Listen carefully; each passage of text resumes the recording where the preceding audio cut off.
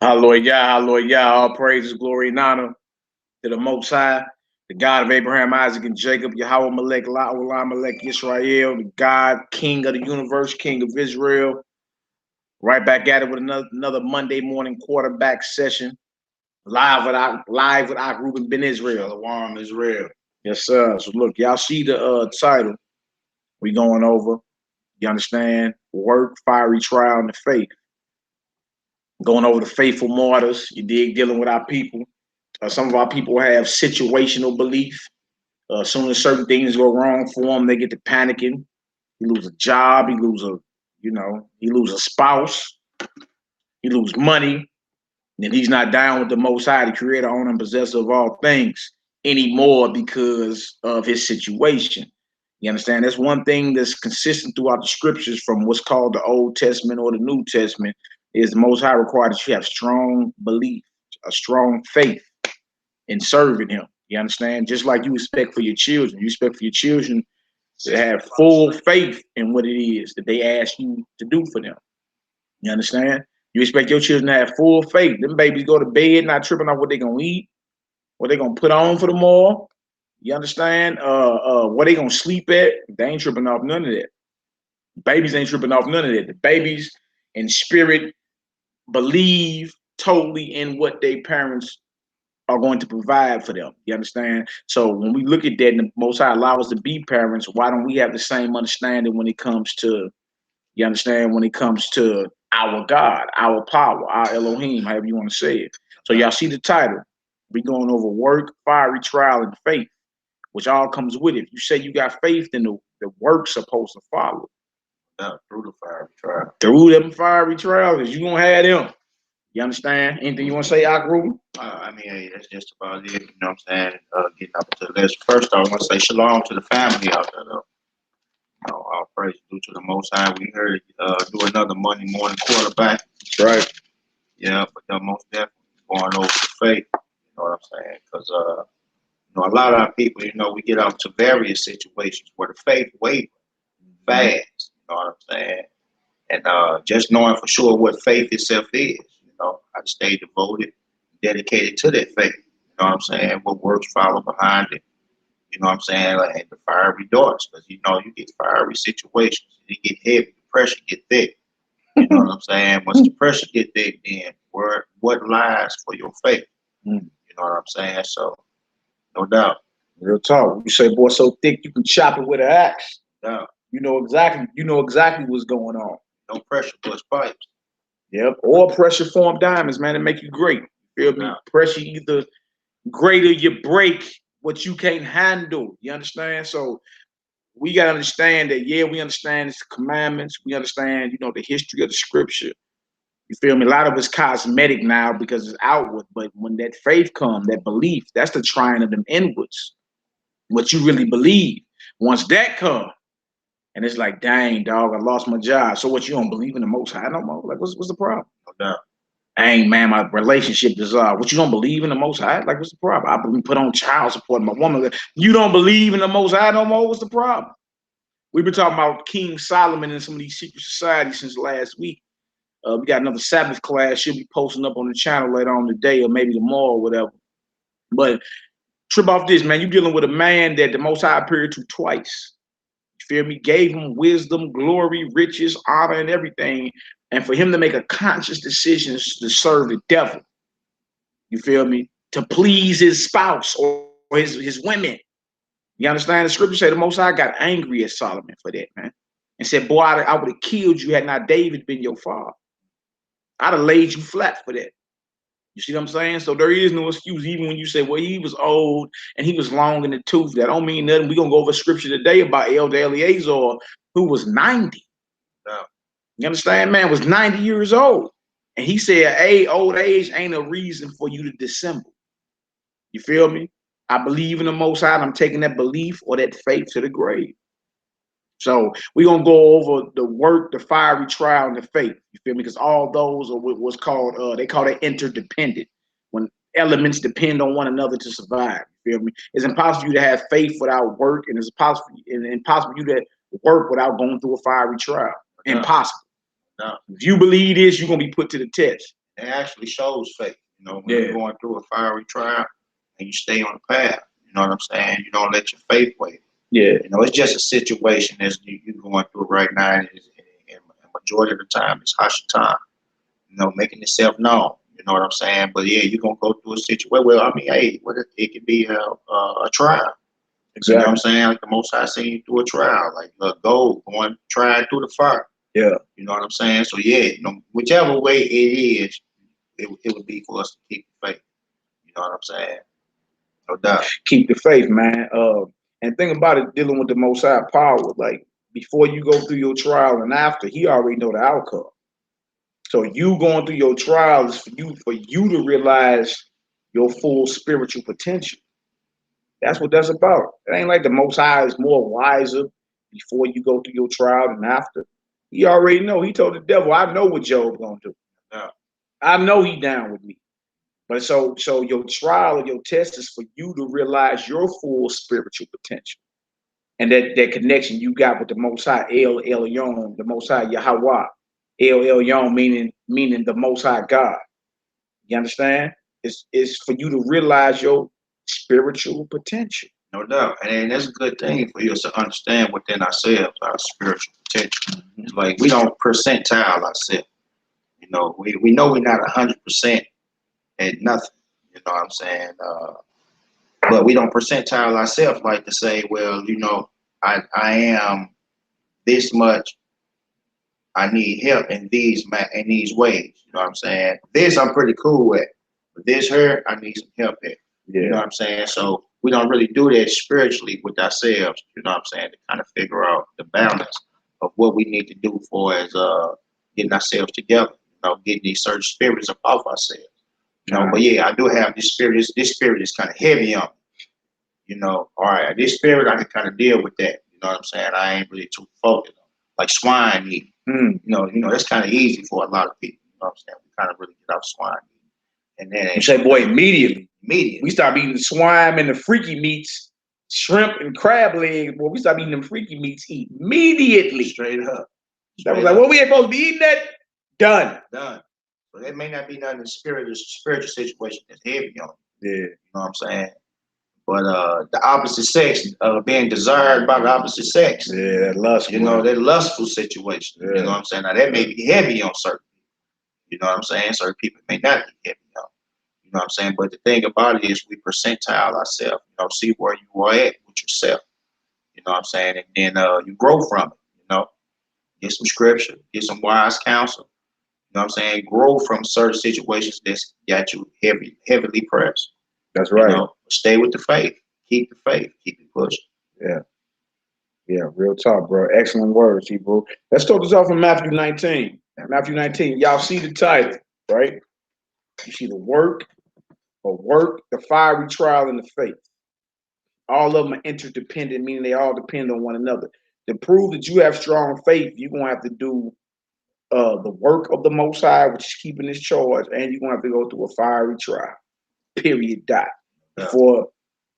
Before others can look at you and say you have strong faith. See, that's something else today. Everybody running around claiming they got faith. But you only see the men in the scripture bragging about it. They like, look, you feel me? Watch your mouth because you mess around and be put through the same test that Abraham was put through. You feel me? And you know good and well you ain't even ready for that. Offer up your promised son. Cut yourself at 100 years old. Stick yourself. Circumcise yourself. Leave not only your city, but your country, everything you know, and go dwell in the middle of hostile territory. Like one of us packing up today, going to live in Yemen, some damn word, or Iran. You understand? Or somewhere over in Africa where Boko Haram got the stronghold, or ISIS. You understand? Abraham, when he was tested by the Most High, he didn't bat an eye, man. You know what he said? Out of her. What's next? Go do this. Out of her. What's next? You feel me? He was waiting on his orders, man. So the proof for him to be called, and it's written in the books of heaven, the records of heaven, that Abraham is a friend or a partner of the Most High. For you to get on that level, like the scripture said, you have to try a friend, man. You can't just call everybody your friend. No doubt. He had to try Abraham, even though he knew the outcome, but it was for Abraham to realize his full spiritual potential. You understand? So let's get this Matthew 19, start around verse 15. Matthew 19, we'll start around verse 15. We're going to read all the way down. Y'all see the title. Let's get it done. And ask yourself, do you have situational faith, conditional faith? Or was you like, look, man, I'm all in no matter what befall me, man. I'm all in till the casket drop. How about that? Yeah. All right, let's get it, Hebrew. Matthew chapter 19, verse 15. Yeah. And he laid his hands on them and departed thence. And behold, one came and said unto him, Good master, what good thing shall I do that I may have eternal life? You see what he asked him? He said, Good master, what good thing shall I do that I may have eternal life? Man, if you had any question to ask the Mashiach, the Messiah, the Christ, if you had any question to ask him, that would be your number one question. Okay. What do I need to do to have everlasting or eternal life? What do I need to do to live forever in righteousness? Right? Come on, Hebrew. And he said unto him, Why callest thou me good? Right. There is none good but one. Messiah take the humble road, which we all should take. What's good, bruh? There's none good but one. That's the Father. You know what I'm saying? What's good with you, bruh? None good. That's the Father. Yeah. We follow the Messiah's example, even in his responses, right? Go ahead, Hebrew. He said, There is none good but one. Yeah. That is Yahweh. Right. But if thou wilt enter into life, come on, keep the commandment. Do what? Keep the commandment. There's the work. There's the work. Y'all see the title, right? If you want to enter into life, step number one, you must keep the commands of the Most High, man. You must keep the charge. You wouldn't let a Negro like Creflo Dollar tell you that keeping the commandments is of the devil or it's sin. Or keeping the commandments means you in a cult like that Negro Omar down in Louisiana. You understand? Who do you follow? I follow Mashiach. Step number one is keep the commands. You want life? Keep the commands. But can't nobody keep the commandments, brother. See, that's because you lusting to not keep them. But if I ask you which commandments you can't keep, which one? What, you got a problem with stealing? You got a problem with adultery? You got a problem with idolatry? Which one you can't keep? You're going to get tight-lipped and mumble mouth because you're going to realize that, dang, I'm going to be revealing where I'm weak at. You see? So he said, if you want to enter into life, keep the commandments, man. Real simple. Go ahead, Doc. Verse 18. And he said unto him, and he said unto him, how shall I say it? Wait a minute, I'm tripping. You should be around verse 17, 18. Verse 18. And he said unto him, which Yahweh shall say it, thou shalt do no murder, thou shalt not commit adultery, thou shalt not steal, thou shalt not bear false witness, honor thy father and thy mother, and thou shalt love thy neighbor as thyself. You run the commandments down. Yeah. Right? You're supposed to keep the commandments. Don't get simple. Some people say, well, I didn't see the Sabbath on there. What's understood don't need to be explained. They grew up in a culture where they kept Shabbat, man. You understand? You can go right over to Matthew 4, and as his custom was, he went to the synagogue on the Sabbath days. You go to Acts 17, verse 3 through 17. Shaul or Paul did the same thing. You know what I'm saying? Represented Mashiach on the Sabbath days. Let's not get simple. Well, we ain't got to keep the Sabbath because what's understood don't need to be explained. Like, it wouldn't be an argument about not eating swine because these brothers never ate swine. Right. You feel me? It's just like us talking about drink and you saying 100 years or 1,000 years from now, you're going to bring up an argument about antifreeze. Well, that would have never been us talking. We don't drink antifreeze. No. So that would have never been the topic on the table when we were discussing what you can drink and what you can't drink. You feel me? Even dealing with this Bible, they never ate the swine, man. You understand? They never ate the swine. So when Paul is discussing, you feel me, some shall depart from faith, giving heed to seducing spirits and doctrines of devils, commanding you to abstain from meats. He talking about those that are commanded to be vegetarians and vegans. You feel me? He ain't talking about, okay, now you can eat swine. That was never the discussion because they never ate it. You eat it. You was raised on fried bologna sandwiches and honeysuckle ham, but not them. Same with the Shabbat. They was raised doing Shabbat, man. So what's understood don't need to be explained. All right, come on, Hebrew. He said which, and he run the commandments down to him. Come on, now. Verse 20. Yeah. The young man said unto him, all these things have I kept from my youth up. Yeah. What lack I yet? He said, man, I've been keeping all this since my youth, since I've been a young man. But he had understanding that he was lacking something. You got to work. What are you lacking? See, this is powerful right here, because the young man went back at Messiah and said, look, I've been doing that, but he knew he was lacking. No doubt. Now, this is the thing, though. He was aggressive in his approach, because his approach was, what shall he do to enter into eternal life? He wanted to know that. You know what I'm saying? So once the Messiah had given him keep the law, statutes, and commandments, he wanted more. You know, this thing here I've been doing since my youth up. So from this answer, I need something else. I'm not done with just that. You know what I'm saying? I've been doing that. So what am I lacking? Because I want the kingdom of heaven. You know what I'm saying? So that's what it was. See that? I want the kingdom of heaven. So, but he realized he's lacking something, right? Let's get her done. Yahweh said unto him, if thou would be perfect, go and sell that thou hast. If you will be perfect, if you will be complete, if you will be sincere, sell everything you got. Right? Go ahead. And give to the poor. Give it to those who need it. Come on. And thou shalt have treasure in heaven. Stop right there. That's a promise that the Messiah, the Son of the living God, gave to this rich young ruler. Oh, you've been keeping these commandments, right? Okay, well, if you will be perfect, sell everything you have and follow me, and you'll have treasure in heaven. He told him, you can seal your deal right now. You realize you're lacking, right? Well, seal your deal then. Huh? See, how many of y'all are situational believers? I heard a bro say the other day, he is non-messianic, because I study these guys. He's non-messianic. He said, this Negro finally came out and said what I knew he was thinking. You need money to serve the Most High.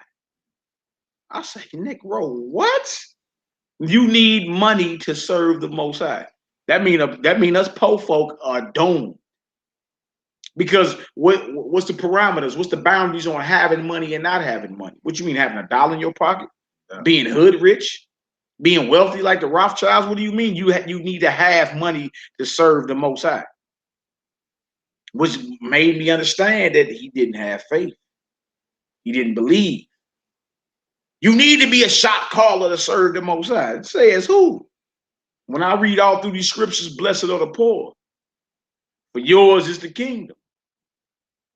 You see? So he tell him, look, if you be perfect, seal your deal. If you want to be sincere and complete, seal your deal right now. Everything you got, get it to the poor and come on. Follow me. So in essence, he was telling them, the Messiah was testing his faith. If he really believed this. Because if you really believe, you already ran up on me and called me good master.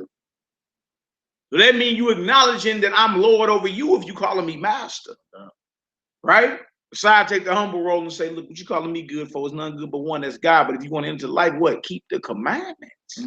That's all spirit checking. He was checking the spirit the whole time. Whole time. He come out and he asked the question, good master. Look, I had to check you on that good master first. If I cause it down me good. Yeah. No, none good but one. Yeah.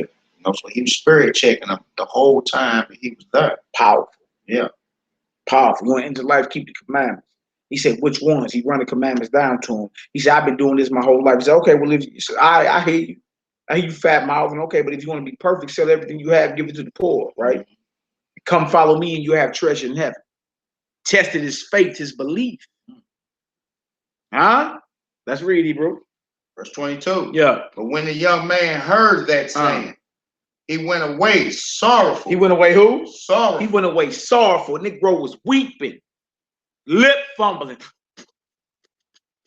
I remember you used to get that whooping back in the day, boy. Had your lip fumbling. Y'all remember that whooping back in the day? Right. He went away like that, sorrowful. Huh? Because really his God was his mammon. His God was his material riches. No doubt. Negro lose money today and stop believing in the Most High, man. You dig? And you be like, hold on. No, I'm still good because he ain't took his spirit and his glory from me like he did Solomon.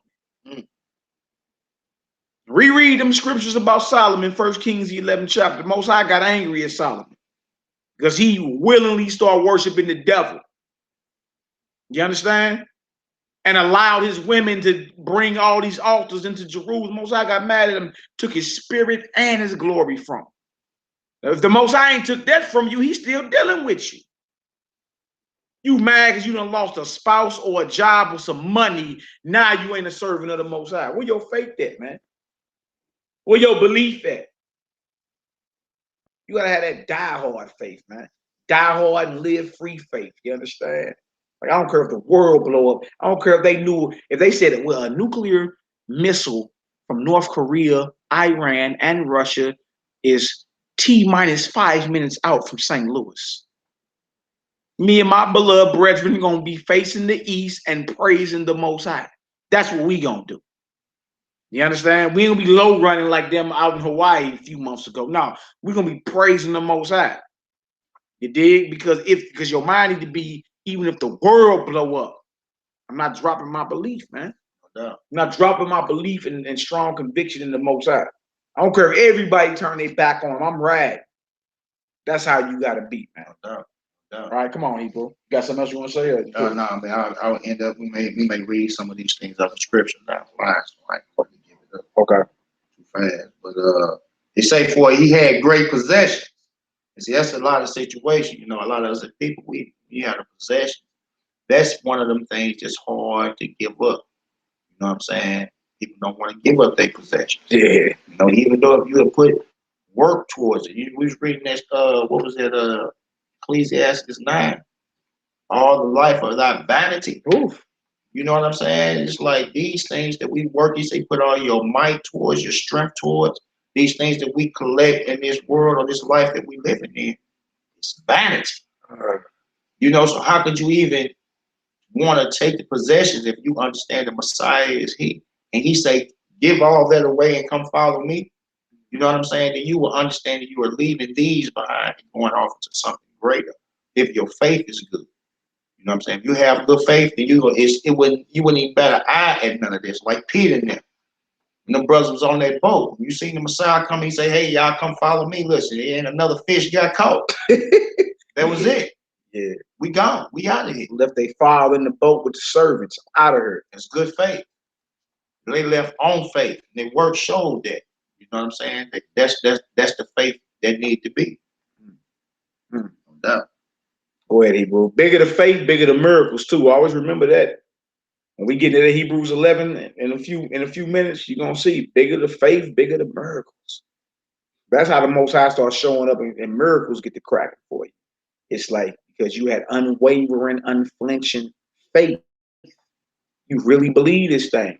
Where everybody else was trying to be a textual critic, or everybody else was trying to, cast a little doubt on the scripture, throwing things out there like Paul never existed, Christ never existed. The pizza family came up with the pizza family came up with the New Testament. I'm like, wow. You feel me? Next is gonna be the Mario Brothers came up with the New Testament, and you're gonna fall for it. Huh? Luigi. Come on, man.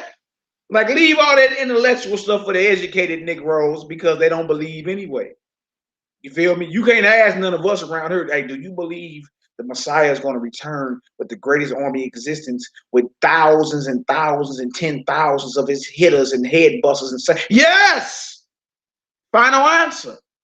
I'm not going to be, well, technically, because of the signs of the times and the conjugation of verbs and how the thing was put together through the Septuagint and the Masoretic, and man, look, miss me with that. I don't care about all that. You either believe or you don't. You believe or you don't. When you done talking, you either believe or you don't. That's what it's coming back to. No matter what walk of life you in, even an atheist believes in something. No doubt. Evolution. You gotta have faith in something, man. You feel me? So when you get down to it, if anybody trying to cast any type of doubt or shade on what it is that you are part of, it's because they want to bring doubt into the situation. And when they bring doubt into the situation, that attacks your faith. And when you start wavering in faith, guess what? The miracles don't get to popping for you. Real talk. That's why Peter was able to walk on water until he started doubting. Then he started sinking. No doubt. All right, look how the slip of the mind was just that fast. You start thinking, dang, man, I'm straight up walking on water. And then in your mind, you would think, dang, I'm doing this, and I know we can't walk on water. But that's not you to drop that seed in your own mind. You're supposed to have the faith that, hey, I'm mobbing. I'm going through this water. I'm just walking on over it. You know what I'm saying? As if it's nothing. You know what I'm saying? You ain't even thinking about it no more. I'm doing it. You know what I'm saying? That's the faith to have to go ahead and push. That's the mustard seed. Instead of thinking like this is water, and I know we can't walk on water, because it starts to begin, the lacking starts to begin. As soon as you start to tell yourself that. No doubt. Verse 23, then said Yahweh unto his disciples, verily I say unto you, that a rich man shall hardly enter into the kingdom of heaven. All right, so balance out. We got brothers that were faithful all throughout the scripture that you know was very wealthy. Job, Abraham, you feel me? Jacob, very, very wealthy. But the reason Mashiach is saying this is because a rich man's quote unquote God is his money. Some people are down with the Most High because of their situation. But when the money get tried, when he like, look, sell all that and come on with me. I got you. And in your mind, you ain't like, I know he got me. You like, well, hold on, I got a pension, I got a 401k, I gotta put my kids through college 30 years from now. And you start coming up with every excuse for you not to have strong faith in him who the Most High sent, which leads you back to faith in the Most High. So that's why he say, look, hardly shall a rich man get into the kingdom of heaven. Why? Because his God or his power or his faith is in his mammon. No doubt. His material possessions. No doubt. Spirit not good not unless he got something in his pocket. Yeah. You know, and that ain't the way to be. You know what I'm saying? Your spirit must be good because you have life. You know what I'm saying? That comes without a price. But with the money in your pocket, then you feel like, damn, cool. My spirit is comfortable. Yeah. Got a couple stacks in my pocket. Yeah, income tax check just got cash. I'm all good because this is tax season. Negroes all of a sudden, you know. Right. But if you don't have the knowledge and wisdom and know how to run money, that money will be blew through next week. You be right back at square one. See, with us is whether you got lint in your pocket or $1 million in your account, man. It's all praise, glory, now to the Most High. And even when we get a little bit of dust, that's what we call money around here, dust. Right. Because that's how less of it we don't have. Right. We call it dust around here. Yeah. You know, we poor brothers, you dig? But blessed are the poor. And that don't mean we don't get up and take care of our families and all that, but it's more month than money. It's what it is. But we thank the Most High for it because what we have is priceless. Evelyn Rothschild couldn't buy what we have. It's priceless. You understand? So when you do get a little bit of dust in your pocket, we always aiming to do something that brings the body of Mashiach together. You feel me? Whether it be like, all right, let's go down here and get this crib together that we've been sitting on for a while. You know, some of our people may need spots to lay their head next winter. I feel me? Or let's go ahead and upgrade some of these businesses we got going on around here. You feel me? Some of the brothers may need jobs. Like we never about self. We never about, you know, get a little money and then, you know, run off and like you living the high life. And a little bit of money to us ain't nothing. You talking about what? Well, a little bit of money, $1,000, right? Which ain't nothing. That'll be gone tomorrow. That'll be gone tomorrow. Yeah. Next week. You know what I'm saying? But whatever we do, we always looking to build the body. You know what I'm saying? Like, let's finish these things that we started years ago. Let's finish it, man. We need the financing behind it. Let's get it done. But to not have it, we used to that. We used to not have it. But it never stops what we're doing. It never stops the occupation. Serving of the Most High is my occupation. I see now a lot of times, and this is one certain question I'd be liking to ask a lot of people. Go ahead, brother. You know, especially those in the Christian doctrine, because they believe in their materials. And then if it's not of the materials, then they don't really believe that the Most High is even dealing with you, because you lack in the things material things. So because of this, when I got this, I got it with the Lord ain't dealing with you because you ain't got those things. So it make you seek out the material situations. You know what I'm saying? Which is ridiculous inside that Christian doctrine. How they got a different, like a war going on with such people. You know what I'm saying? But they put your faith right off into your materials. You know what I'm saying? We have people in the mindset to believe that with these materials that the Most High is dealing with. But I ask him questions like, well, Farrakhan himself, he don't believe in your God at all. Now, if we get on material, we get on materials. This brother got materials. Yeah. He got a lot of materials. Sure do. But he don't believe in your God. So what is the difference in having materials over the truth or the scriptures? You know what I'm saying? The understanding. It ain't about the materials. You know what I'm saying? You can see somebody of a Buddhist or an atheist person with materials. That's right. The Pope. You feel me? The Rothschild banking family, man, they own all the real estate on planet Earth almost. You did? And come on, man, but they don't got the spiritual power and understanding of the Most High God. They actually down with Hashatan. No, so it's definitely not about the material, though. You know what I'm saying? That won't get you nowhere. You can't go to the Christ and tell him that you had the fly's living room set. You know what I'm saying? Yeah. My whip, I had about three whips in my driveway. Wow. You know what I'm saying? I got all this out of my congregation. My closet was full. I had my robes and I was decked out. Changeable robes of apparel. No doubt. Yeah, I understand, bro. The thing is this, man. No matter what it goes through, because this is all a test for us, right? You gotta have unflinching faith. You're gonna go through the ups and downs. There's no one's life or nobody's life you can point at and say his life been the same the whole 50 years he's been alive. No doubt. Everything is going through constant change. All things are full of motion. You feel me? Man can't utter that. Everything changes, right? But what's not supposed to change, and when I say change, I mean dwindle. If anything is supposed to increase, is your faith.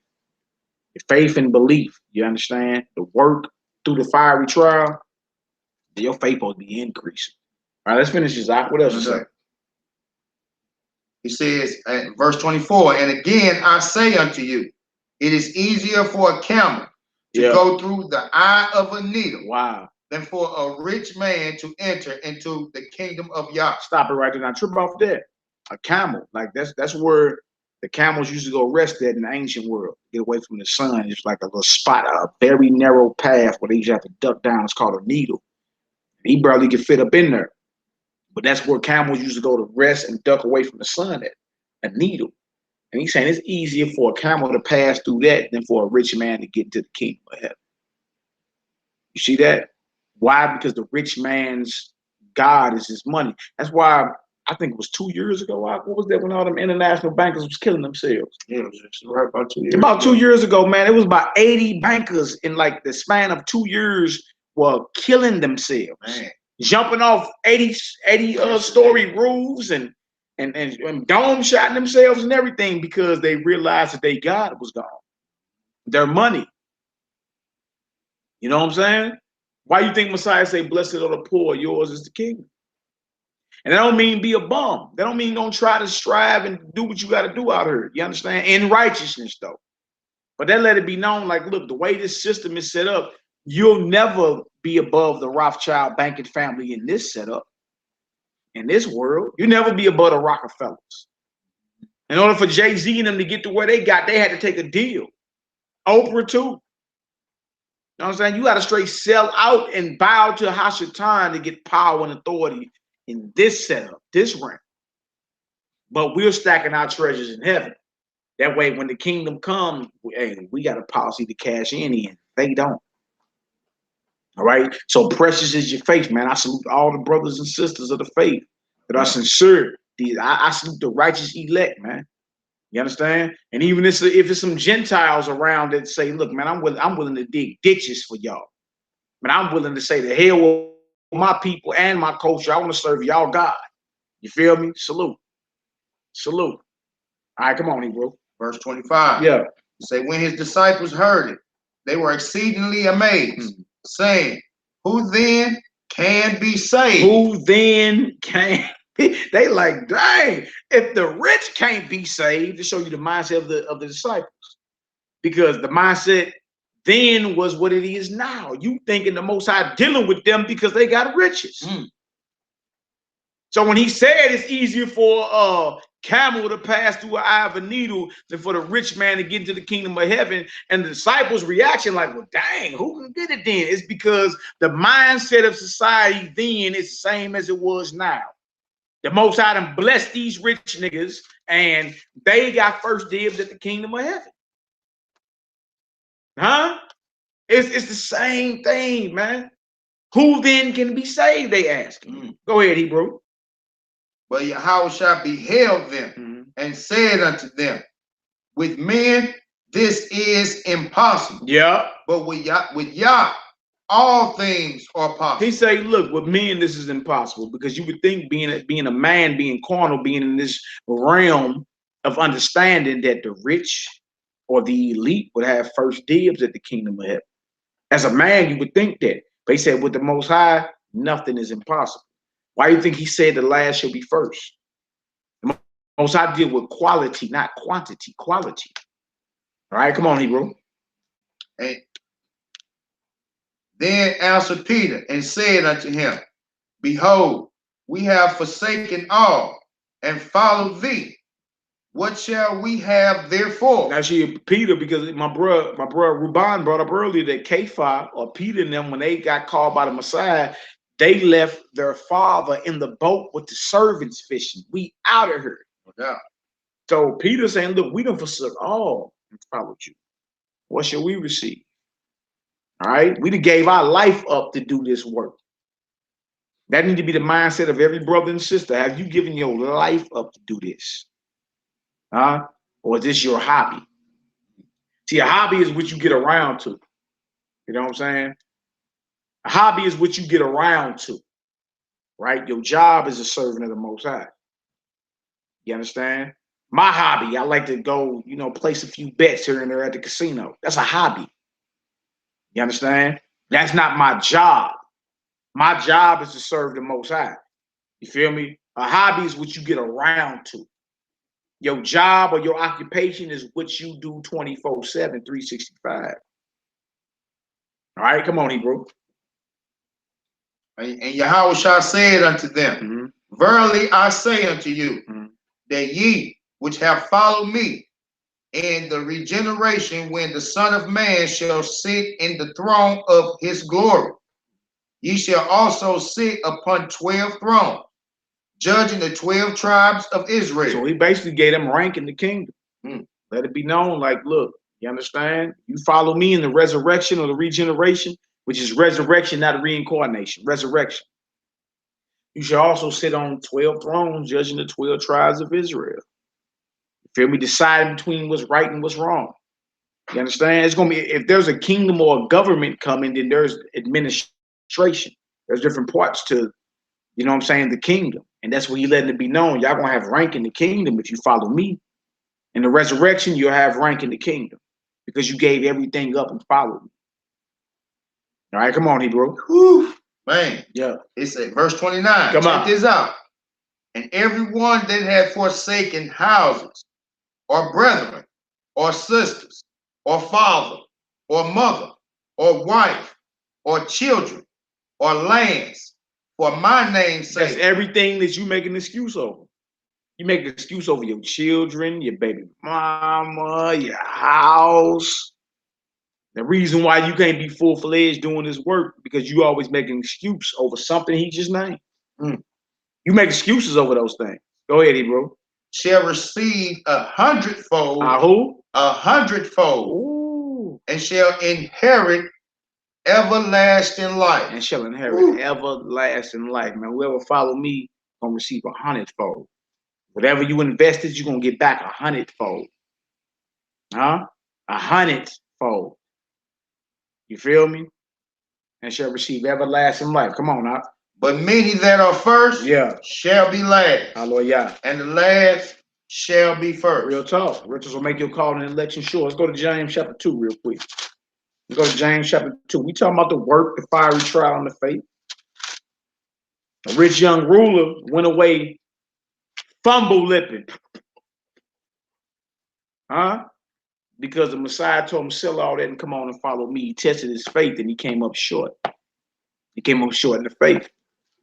Don't let that be you. These scriptures are written so that we can have understanding. You understand? And that we don't make the same mistakes as those that came before us. So if the Messiah came to you with that ultimatum and said, look, man, forsake everything you got and come on. How do you not take the deal? And you all the way down with him. I don't understand that. Yeah, the world won't look at you crazy, whatever. You know what I'm saying? I'm talking about your own personal understanding, dealing with the Most High. And he told you, like, look, you can either come on now and seal your deal. He gave you an option. Right? He gave you an option. Say, come on now and seal your deal. Or live for 50 more years. Or rather, don't for me out. Live for 50 more years. Live for 50 more years, and there might be a chance that you go off. That's the other one, the bottom line. Bottom line. What's the bottom line? There you go. You live for 50 more years. What's up with it, Lock Doctor? You all good? Yeah, shalom. Yeah, so if he told you, come on now and seal your deal, right? And have treasure in heaven, or he said, or you can choose to live 50 to 60 more years, but there's a chance that you won't make it.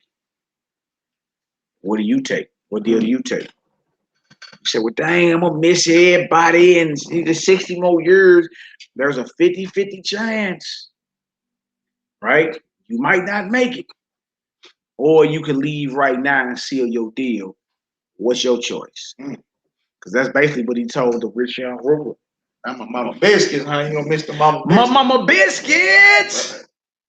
Not my mama biscuits, huh? He told him, seal your deal now and come on and you good. Right? He chose the opposite. They get into James chapter 2. James chapter 2, let's start at verse 14. Let's read 14 to 26. James chapter 2, 14 to 26. Trip off that. He told him he could seal his deal right now. Tested his faith and he went away crying. So if the Most High came to you right now and told you, seal your deal. Seal your deal now and come on. I got work for you to do with me. Right? Or stick around for 60 more years, but there's a chance you won't make it. I mean, I can't speak for everyone else. I'm out of here. Out of here. I don't. What you mean? I've never been good at rolling dice. I'm out of here. If that's the case, cash me on in. You understand? Because I can't play 60 more years around, and at the end I might not make it. You feel me? I can't even play around like that. The most I say, come now, see your deal, I gotta take that. Now ask yourself, could you take it? And if you can't, what's the difference between you and the rich young ruler? What's the difference? All right, come on, Hebrew. Hey, we're gonna start at James. I'm gonna do a one-liner for you right fast. Go ahead, Hebrew. It's that James chapter 1. I'm gonna read this verse 12. This is just verse 12. It say, blessed is the man that endureth temptation, for when he is tried, he shall receive the crown of life, which the Lord had promised to them that love him. When he is tried, he shall receive the crown of life, which the Most High have promised to them that love him. You feel me? Come on, Hebrew. No doubt. So that was just the one line I was just hitting. You want to read some more there? No, we're gonna go down to chapter 2. Yeah, chapter 2, 14 to 26. Well, yeah, I just wanted to show for sure some of that. That's good faith. You know what I'm saying? Saying blessed is a man that endured temptation. That's good faith. Yeah. You know what I'm saying? Enduring the temptation. Because sometimes them fiery trials be the temptation. You know what I'm saying? And then you got to endure through those fiery trials. Yeah. You know what I'm saying? But you see what you receive after that. You know what I'm saying? Yeah. You receive a reward, a crown of life. Crown of life. You understand? So therefore, if you trip off the payment, the payout versus what you got to go through, you go through that cheerfully.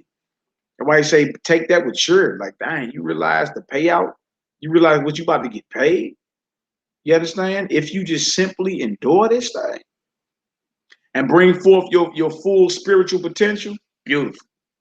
Beautiful. Come on, Hebrew. Let's get it. Chapter 2 and verse 14. Yeah. It say, what doeth it profit, my brethren, though a man say he had faith, Yeah, and have not works? Can faith save him? can faith save him? Can faith alone save you? You say, look, I believe, but you don't have the work to back up what you believe. So the question is, can his belief alone save him? The question, come on now. If a brother or a sister be naked and destitute of daily food, and one of you say unto them, depart in peace, be ye warm and filled, notwithstanding ye give them not those things which are needful for the body. You what he said? Like, look, they naked, meaning they ain't got no clothes. You understand? It's wintertime, they ain't got no coat or nothing. They hungry. They come knocking on your door, and even though you have everything they need, you tell them to depart in peace. I hope you find what you're looking for. Huh? Like what how does that profit that person? How does that even profit you? How does that profit you? Let alone them, but you. Right? If you really had the belief and you know that that's the command of the Most High to provide for those that are less fortunate, and you have what they need, feel me, of those that are less fortunate, how do you not provide that? But you said, look, I hope you find what you're looking for, even though you got a refrigerator full of food. Huh? Even though you got about 100 coats, triple fat goose, and it's wintertime. You got about 1,000 different coats back in the closet. You ain't even wore in some years.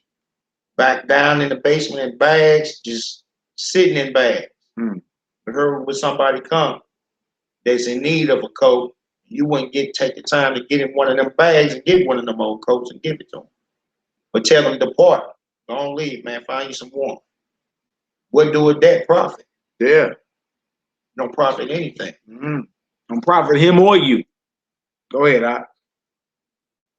It says, even so, verse 17, even so faith, if it had not works, is dead being alone. You hear that? Faith is dead if it don't have works with it.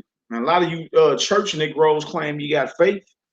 It did, but the scriptures say your faith is dead if there's no work to back it up. It's dead. Meaning your belief means nothing if you don't have no work to back up what it is you really believe and profess. Makes sense, right? So faith without works is dead. The Messiah didn't come and take that beating for you to have dead faith. That's a doctrine floating around today. We ain't got to have no work. What are y'all talking about, man? The fact that you received the truth was a gift. It was nothing that you did in your past life that warned, or nothing you did when you was carnal, should I say, in the world that warranted that you should receive the truth. You feel me? You received the truth and the knowledge of salvation as a gift. You received that without work. You understand? But once you receive that, it's time to go to work. What are you talking about? Y'all confusing scriptures. You understand? Salvation is a free gift. It did the fact that you heard the truth. There was nothing you did in your past life, meaning your carnal life when you was in the world. You feel me? That made the Most High send the truth to you. It's a gift. It's free. No work you did. But once you receive that, now you must go to work because faith without works is dead. All right, come on now. Verse 18. Yeah. Yeah, a man may say, thou hast faith, and I have works. Yeah.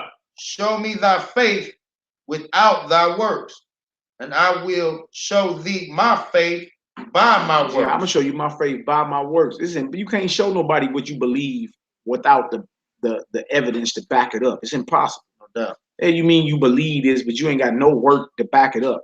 It's not even convincing. Like, how do you prove to me, like even on a carnal level, how do you prove to me you a drug dealer, but you ain't got no drugs to sell?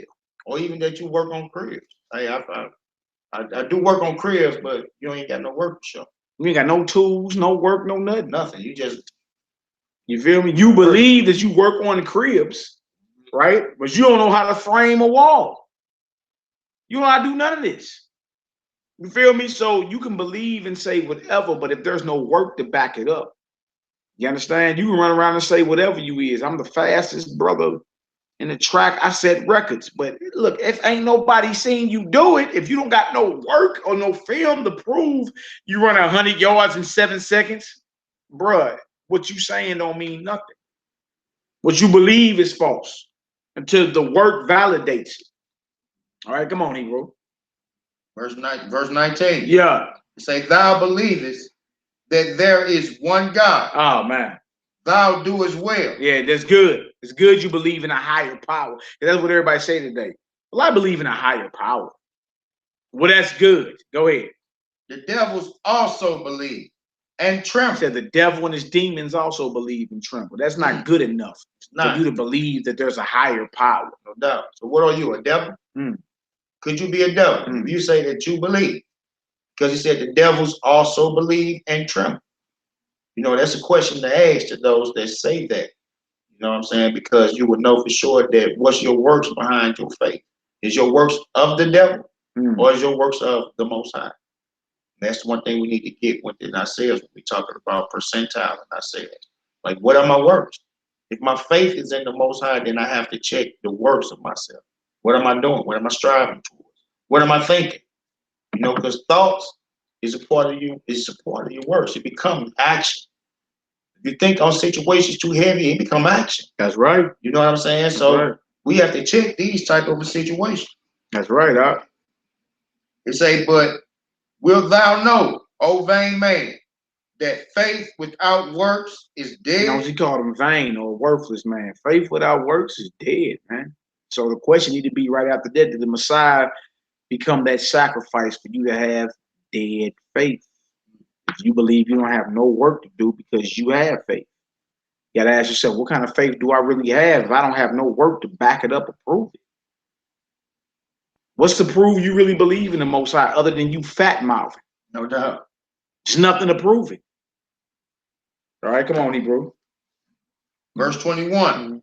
Was not Abraham, our father, justified by works when he had offered Isaac his son upon the altar? You see that? Abraham was justified by works, right? Because the Most High gave him an order, he believed it, and he did it. Now, you got other scriptures say Abraham was justified by faith. Yeah, that too. Faith is the belief. But right after the belief came an action. He believed it, offered his son, consider it done. You see? Faith and works are what's called interdependent. They depend on one another. You cannot prove that you have faith to the Most High without your work and your fiery trial. It's impossible. Right? You're going to have to go through something to bring out your full spiritual potential. Yeah. That's what that's about. All right, come on, Hebrew. Seest thou how faith wrought without his works? And by works was faith made perfect? Faith was made perfect. Ain't you trying to have perfect faith? Complete or sincere faith? It's because the work, man, everything Abraham was tested and tried on, he did. He executed with super precision. Today, we make excuses. Everything's an excuse today. Everything's an excuse today. You understand? Check this out. Go ahead. There's one thing that people like to say, and I know I'm back on the swine eating. Go ahead. But this is the lack of faith that people want to come. Hey, if it wasn't no food in the world, nothing, would you eat that pig? No, that's not the faith we're supposed to have. See, that's not what we're supposed to take our minds to think about. It's like some point you're still trying to hold on to eating some of it, if it was none left. Or it's like Lot's daughters. Look, it's not going to be another man ever you want to see ever again. So what do? You lose faith. Now you break laws.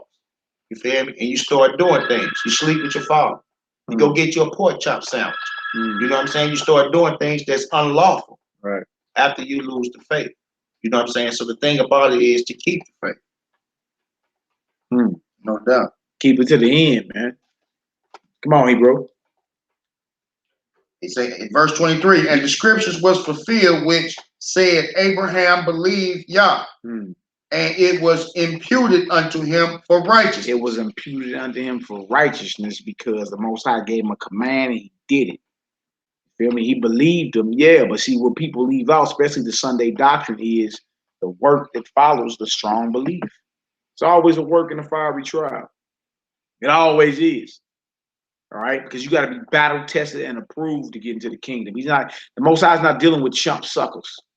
No doubt. Nah, you got to be battle tested and approved, man. You got to go thick skin on what the scripture calls a sound mind, and grow with a level of, look, I don't care what happens.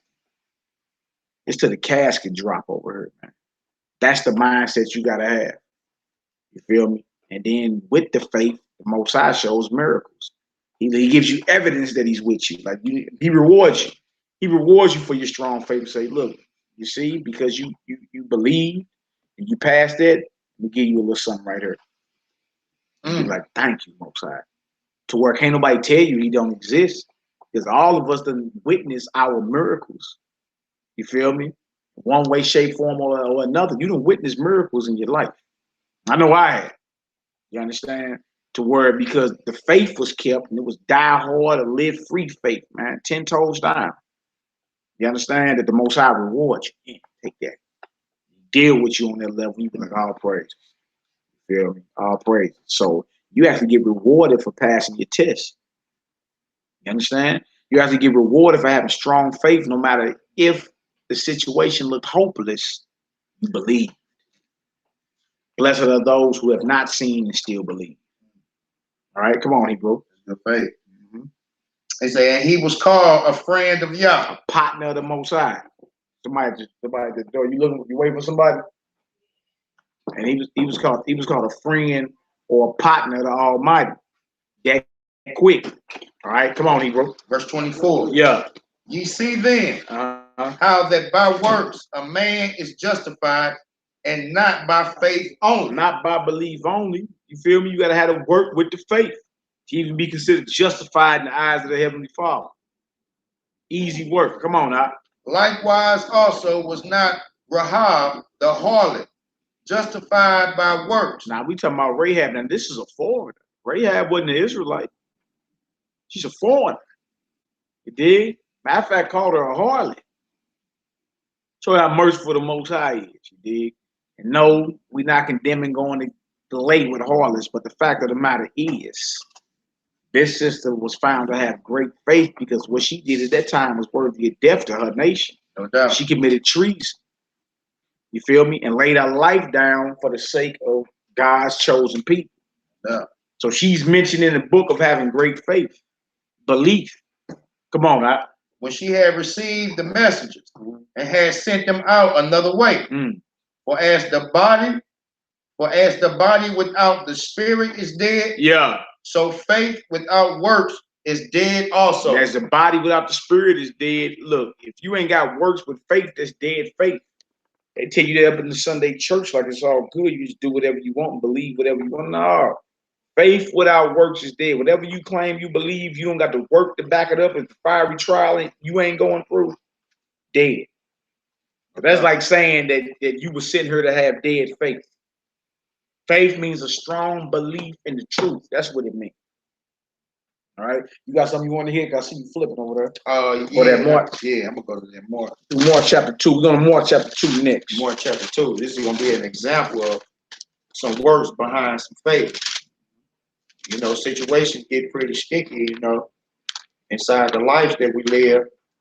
And it be certain things that you can do that will show forth faith. If we look at the Syrophoenician woman, you know what I'm saying? This woman was tested. Matter of fact, she was belittled. If in today's time, you would be called, this woman was belittled.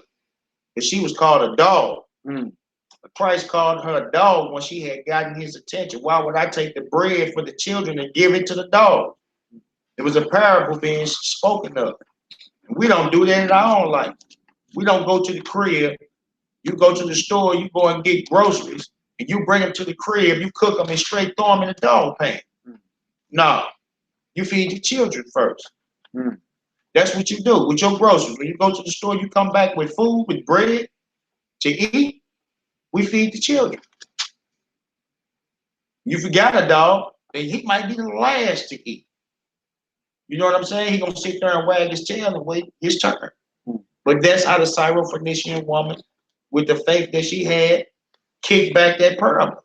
Yeah. She said the dogs eat the crumbs that fall from their master's table. Great is your faith, woman. Yeah. Great is your faith. Be it unto thee even as thou will. No doubt. Because you believed it, you understand, and the work behind it was you approached the one who was giving it away, right? And even when you heard something right out the gate that you didn't like, you still stuck with it. Feel me? Mark chapter 2, let's read 1 through 12, right? Mark chapter 2, verse 1. Mm-hmm. And again he entered into Capernaum after some days, and it was noised that he was in the house. And straightway many were gathered together, insomuch that there was no room to receive them. No, not so much as about the door, and he preached the word unto them. And he preached the word unto them. Like, it's so packed, standing room only. You feel me? But I mean, everybody that's coming can't even get in. No doubt. You understand? But Mashiach, Messiah, he's preaching the word to him, the word of his heavenly Father. What else to say? Verse 3. Yeah. And they come unto him, bringing one sick of palsy. Sick of palsy. This is like cerebral palsy. You understand? Something that's like messing up the motor skills because your brain, right? Cerebral got to do with your brain because your brain is not firing off all cylinders. Your motor functions are not all the way right. This is like what you know today is cerebral palsy. So they had to carry this person, right? They had to carry this person to the Messiah. Go ahead, which was born of 4. Meaning carried by 4 people. Go ahead. And when they could not come near unto him for the press, they uncovered the roof where he was, and when they had broken it up, they let down the bed wherein the sick of the palsy lay. So this is how hard and how strong their faith was, right? They say, look, we can't get through the front door. It's too packed. We're going to take the roof off this deal.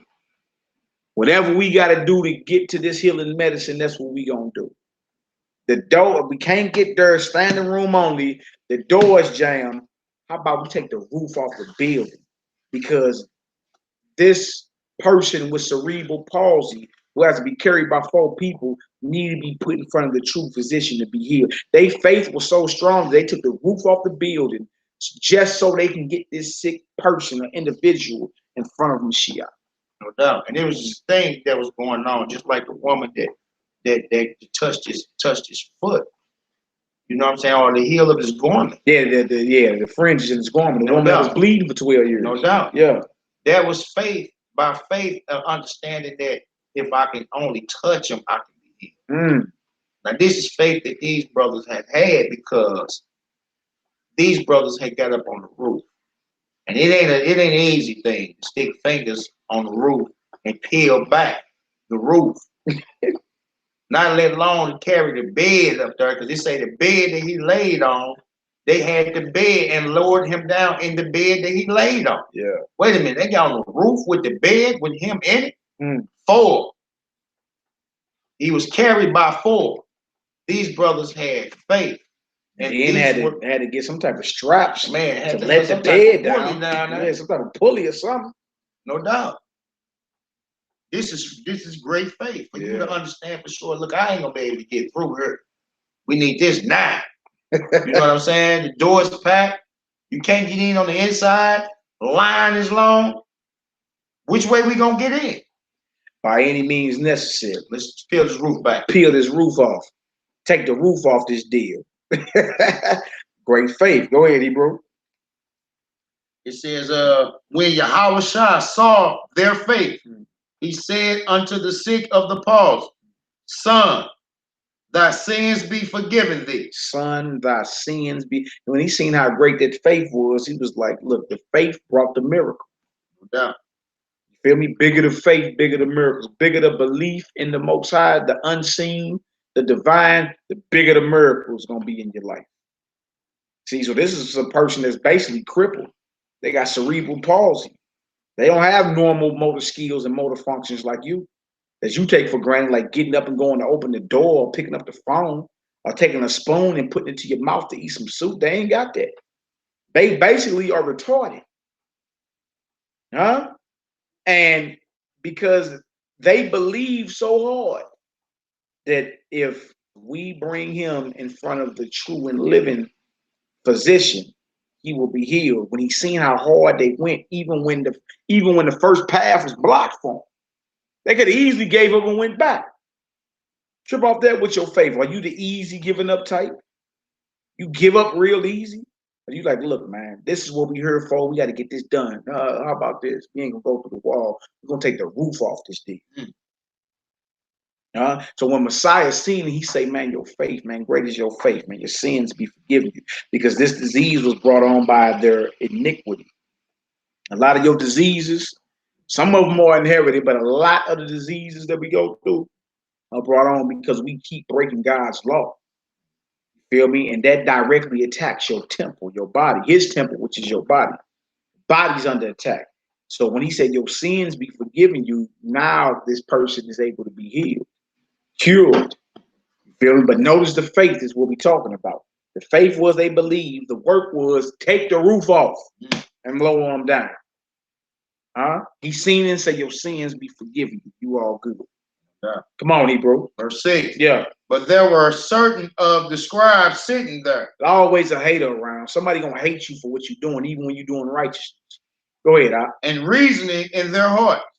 Why doeth this man thus speak blasphemy? They call this blasphemy. Come on. Who can give sins? Who can forgive sins? But Yah only. Not trip off how clouded their judgment are. You ain't tripping off a miracle. You want to get technical with it, but good question. Right? Showing you they wasn't even up on their Torah. They wasn't even up on their scriptures. No doubt. Please hold your spot there, bro. Let's go to Exodus 23. Exodus 23, read 20 through 25. See, whoever the Most High sends, you understand? If the Most High sent him in that authority, sins can be forgiven. The Most High God don't get off his throne.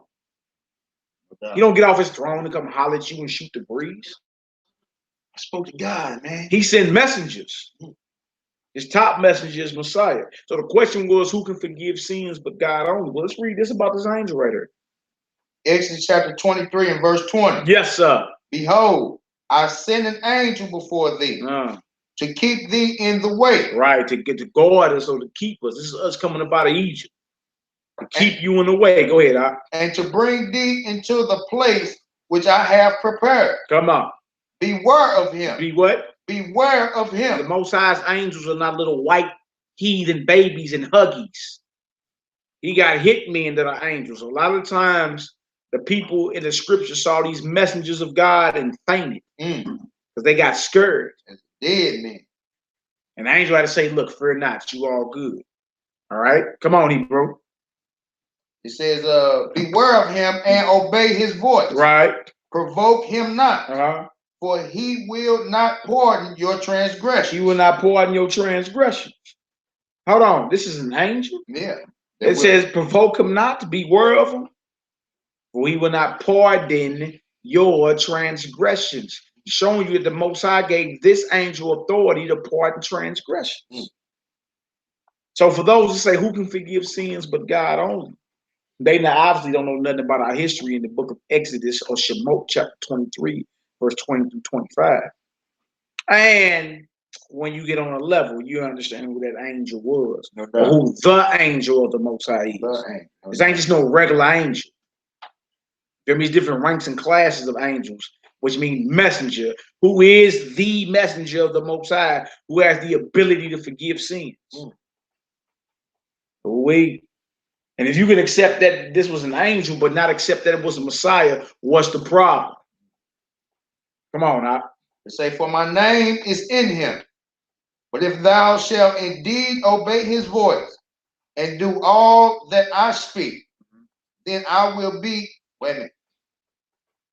Yeah, then I will be an enemy unto thy enemy. If you obey and do all that I speak, because what the angel is going to be speaking is what he get from the Most High. Now I'll be an enemy to your enemies. Come on, Hebrew. And an adversary to thy adversaries. For my angel shall go before thee and bring thee unto the Amorites and the Hittites and the Perizzites and the Canaanites and the Hivites, yeah, and the Jebusites. Yeah. And I will cut them off Thou shalt not bow down to their gods, nor serve them, nor do after their works. But thou shalt utterly overthrow them and quite break down their images. Break down their images. In other words, we weren't supposed to be dealing with no other gods, no other rituals, none of that. But the point being, we went there because the scripture said a non-messianic could go there. See, right here, he forgave sins. Can't nobody forgive sins but God only. You understand? So we went back to Exodus 23 right out the Torah and showed an angel was given the authority to forgive or pardon the transgressions of the children of Israel when we were leaving Egypt. Let's go back to Mark 2. You'll read that verse 7 again. Yeah. It say, why doeth this man thus speak blasphemy? Who can forgive sins but God only? So now you know the precept. If a non-messianic came to you, you would read Exodus 23, verse 20 through 25. Feel me? Whom the Most High sins with that authority can forgive. No doubt. Come on, Hebrew. And immediately, when Yahweh perceived in his spirit that they so reasoned with themselves, he said unto them, why reason ye these things in your hearts?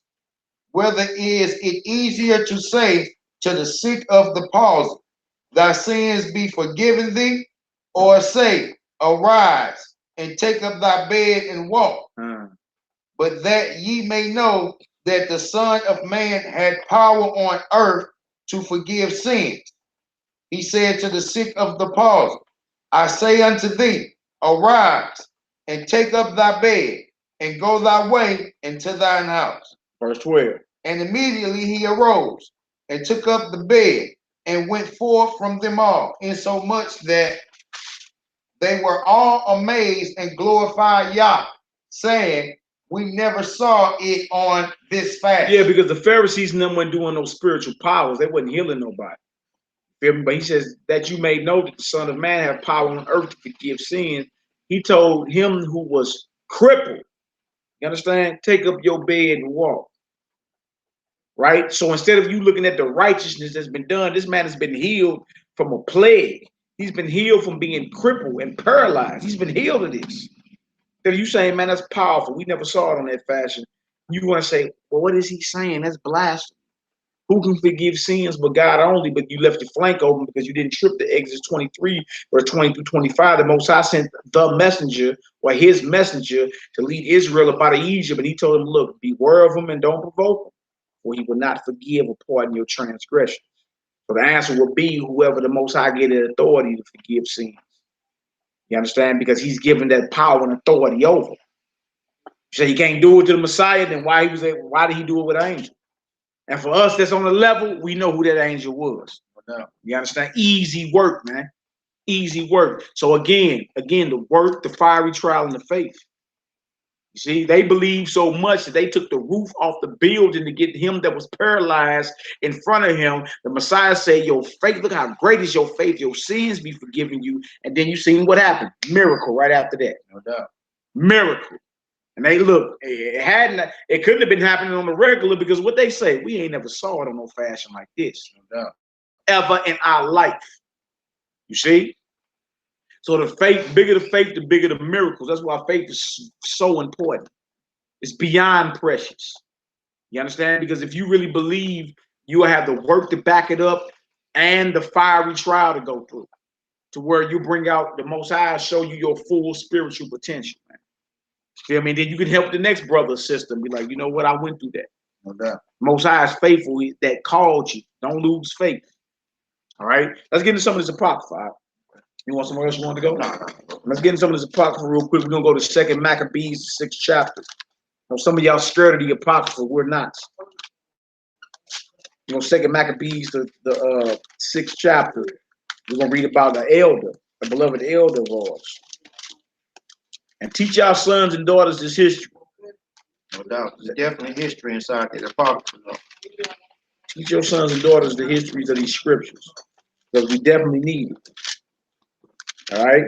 They grow up and believe that they're royalty and not niggas and thugs and thots. That's the new word for it. In our day, there was ratchets and hood rats. They thots today. THOTS.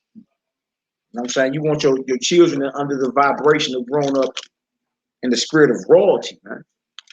Walking in honor and integrity. That's what you want. All right. So 2 Maccabees chapter 6. 2 Maccabees chapter 6 start at 18 and we can read to 31. Hallelujah. All praise, glory, and honor to the God of Abraham, Isaac, and Jacob. Honor and glory of his only begotten beloved son, long live the king. It's that 2 Maccabees chapter 6 and verse 18. Yeah. It says, Eleazar, one of the principal scribes, an aged man, and of a well-favored conscience, was constrained to open his mouth and to eat swine's flesh.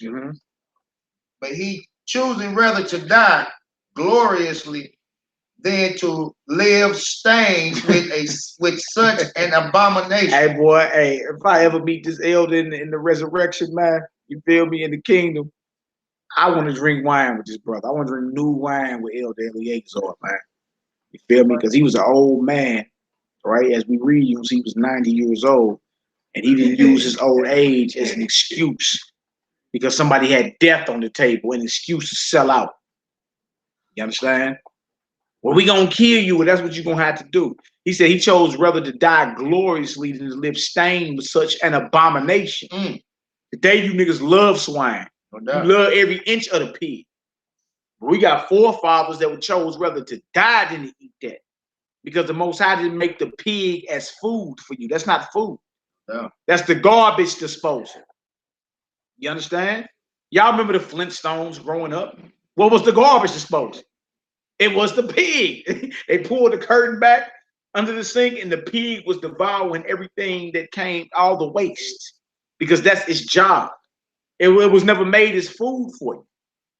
And see, you only get this by applying the laws and commandments of the Most High. Why do you think our people leading all diseases? Most of your diseases are food borne. They start in your gut. And you talk, I mean, everything from worms, the diabetes, the high blood pressure, these are diseases brought on by the food we are putting in our mouths, man. You understand? So this brother here, they try to make him eat swine. And he said, man, I'll die before I eat that. Right. What do you do? Let's read.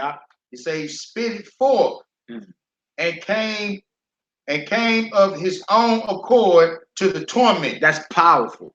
He didn't even have to get ushered down to the torment. They try to make him eat. He spit out his mouth and walk to the chopping block. Kill me before I eat this. I'm offended. It's even in my mouth. You feel me? That's what we talking about, soldiers, man. We're talking about die-hard soldiers for the Most High. You dig? And even if you got to lay your life down, this brother got his ink. He got an everlasting memorial because he stood up and did what was right. You'll sell out to live 3 more seconds with the devil. That's what you'll do. Let's read. It said it came of his own accord to the torment, as it behooved them to come that are resolute. Yeah, go ahead. Resolute to stand out against such things as are not lawful to love, for love of life to be tasted. It is not lawful for the love of life to taste abomination, man. The day you want to say, you know, they got died from some, or you know what I'm saying, my granddaddy ate it, man. Look, it is not lawful for the love of life to eat that which the Most High calls an abomination. Right. It's not lawful, man. So just because somebody got death on the table, because you won't eat swine, what you really need to be thinking is, I really must be in the truth. Because if it's just about eating a little piece of meat, why is it you're threatening to kill me because I don't want to eat? Huh? Because you know, you feel me? What the heathen knows, see, the heathen studied you. What the devil know is, if we get them niggas to break the laws of their God, we'll forever rule over them. Yeah. See, that's the agenda behind it. You looking at it like, dang, I'm about to die. Look, man, take your death with honor if that's the case. Take it with honor. Because the devil know if we keep these niggas from keeping the laws of their God, we'll forever rule over them. Remind me to get the book of Judith too after we done with this chapter right here. Because we need to read, because look, you've been studied. It's a reason why there's a Popeye's chicken on every corner. They know y'all the Israelites. When you was going through the wilderness, your God fed you quail, which is in the chicken family. Then your God fed you manna, which tasted like biscuits, sweet biscuits. They done studied you, man. If you gonna rule any people, you got to study over them. And that's just what it is. Come on, Hebrew. We're in that 2 Maccabees chapter 6, verse 21. It say, but they that had the charge of that wicked feast, for the old acquaintance they had with the man, taking him aside, besought him to bring flesh of his own provision. You heard that? So they like, look, man, you a good brother. Now here come the deal. Man, you a good brother, man. Then we actually like you, right? So look, this is what you do. Go get the flesh that you can eat, right? Go get what you can eat, and you eat that in front of everybody. Now, they gonna think you eating what we told you to eat, but the secret between me and you is you're eating the lawful meat. How about that? Is that good enough for you? In other words, just act like you ate the swine or the abomination in front of everybody, but you know you didn't eat it because we're going to allow you to eat lawful meat out your own provision. Let's make a deal. Let's compromise. How about that? Come on, Hebrew. It says, such as was lawful for him to use, and make as if he did eat of the flesh taken from the sacrifice commanded by the king. You know what he's So act like you ate abomination. Act like you went against your God. That's what they asking. You ain't got to do it technically, but act like it. Get in the spirit of being a rebel. Like we dealing with Hollywood today. Everybody think it's okay because Madea put a damn dress on. Tyler Perry dressed up like a woman and call himself Madea. You think it's okay because he's just acting. Right. But the Bible says if a man put on what a woman wears an abomination. All these little niggas around here with lipstick on and nails and skinny jeans. You think it's okay to act like you doing it going against the Most High. But what this elder do? This elder was given the opportunity. Look, man, you can live and spare your life. Just act like you going against your God. Get in character and spirit of going against your God. And we'll let you live. What's your response and what's his response? Let's read out. That in so doing, he might be delivered from death. For the old friendship with them find favor. See, they like, we cool with you, man. We don't want to kill you. Get your act on. No doubt. Start shucking and jiving. Go ahead, Doc. But he began to consider discreetly, and as became his age, and the excellence of his ancient years, and the honor of his gray head, whereunto he was come, and his most honest education from a child, or rather the holy law. The holy who? The holy law. True education. The law of the Most High God, man. The holy law. Go ahead, Doc. Made and given by Yah. Therefore he answered accordingly, and willed them straight ways, and sent him to the grave. He say, send me to the grave. They try to give him a deal, and he thought back on his whole life. He say, look, man, I was raised in the holy law. You understand? This is my way of life. I serve the Most High. You dig? His answer was no deal. Deal or no deal, huh? Act like you going against your God. This elder at 90 years old say, send me to the grave. I'm not even finna act like I went against my God, man. We need more men out here like this. Everybody acting today. Men think they women. All your rappers are sodomites. Young Thug and Lil Uzi Vert and all these devils. We need more men to say, man, I'll die before I go against the Most High. Man, where them men at? Where them sisters that is like, man, we'll die before we go against the Most High, man. Later for that. What you talking about, death? But if to us, that's gain. Because we know of what's after her. You feel me? And see, when you got that type of mindset, they can't control you with death no more. That's when you become a real threat. When you can't control the Negro with death anymore, now you're a problem. Yeah. You Negroes ain't a problem. You Negroes ain't a problem. You're gonna get your little tax money back, buy a quarter pound of weed, and blow the rest of it. Get you some shoes and blow the rest of it. You not no threat. You a threat when you like, look, the whole threat of death is off the table. Yeah. Like this elder, send me to the grave. I'll die before I even act like I went against the Most High. You feel me? Where these bros at out here? Let's read, my brother. Verse 24. Yeah. For it becometh not our age, said he, in any wise to dissemble, whereby many young persons might think that Eleazar, being 80 years old and 10, were now gone to a strange religion. Our score is 20. He was 80, which means 80 plus 10. He was 90 years old. And he said, look, my age ain't no reason for me to sell out or dissemble. Because all these youngsters is looking at me, all these youngsters I done raised up in this, they gonna think that I sold out. Now look at that, the direction towards the youth.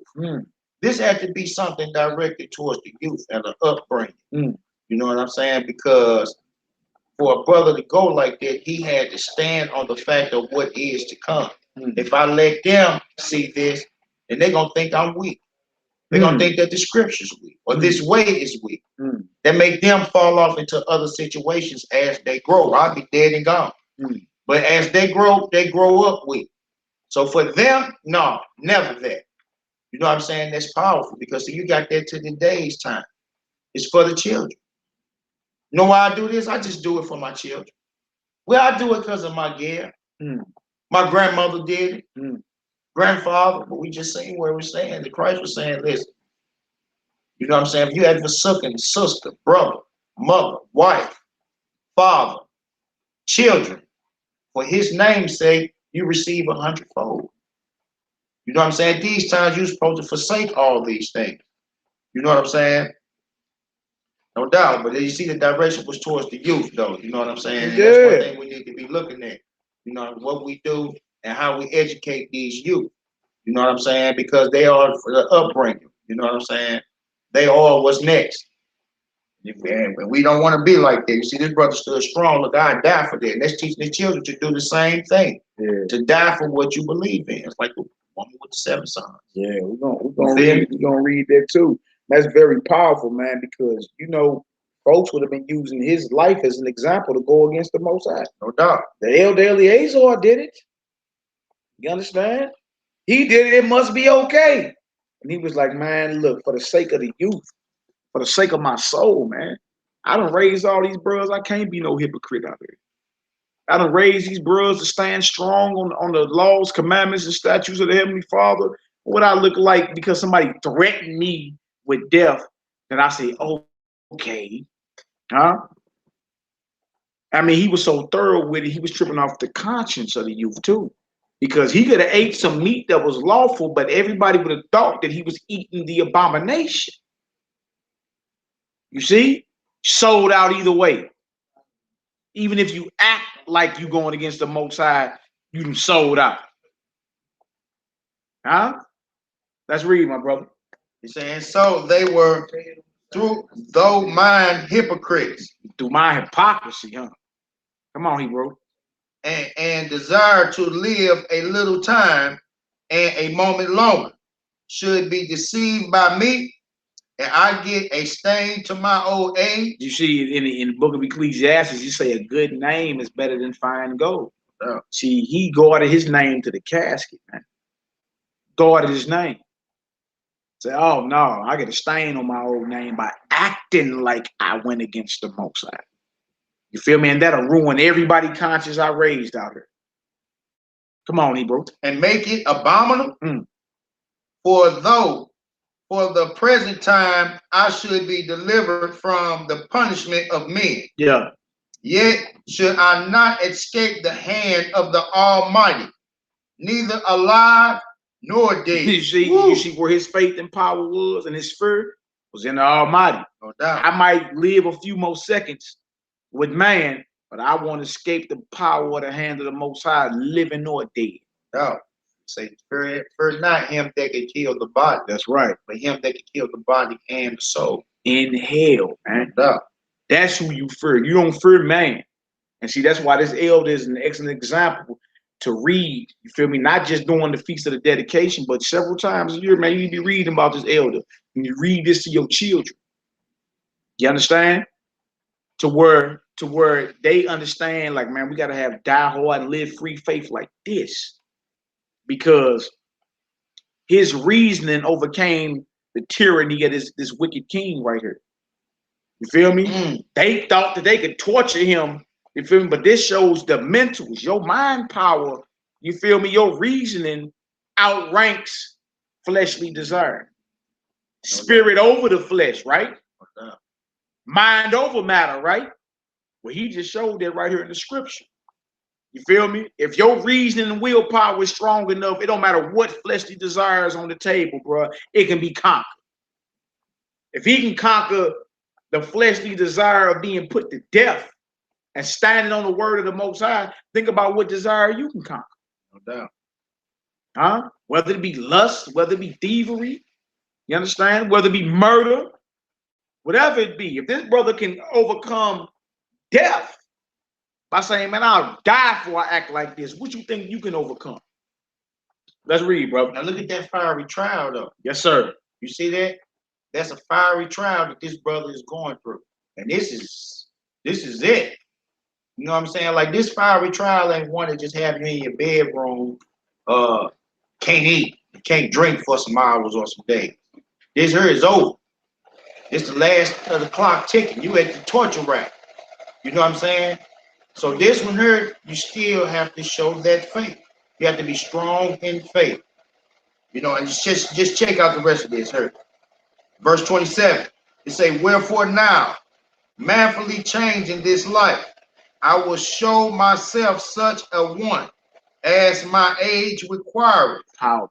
And leaving a notable example to such as be young, to die willingly. To die who? Willingly. See, I'll leave an example for the young ones. No doubt. For all my young gunners out here. Man, die willingly. Come on. And courageous. And who? And courageous. Come on. For the honorable and holy law. Ooh.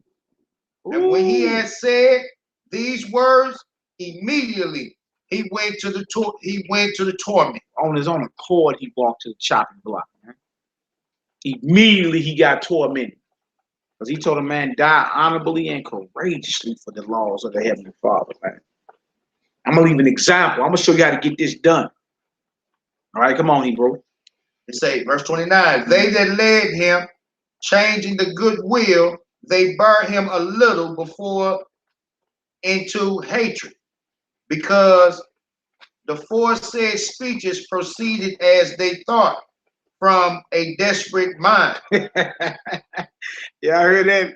They said, boy, he must be crazy thinking like this. And when you be in spirit with the Most High and you speaking like this, the world gonna call you radical.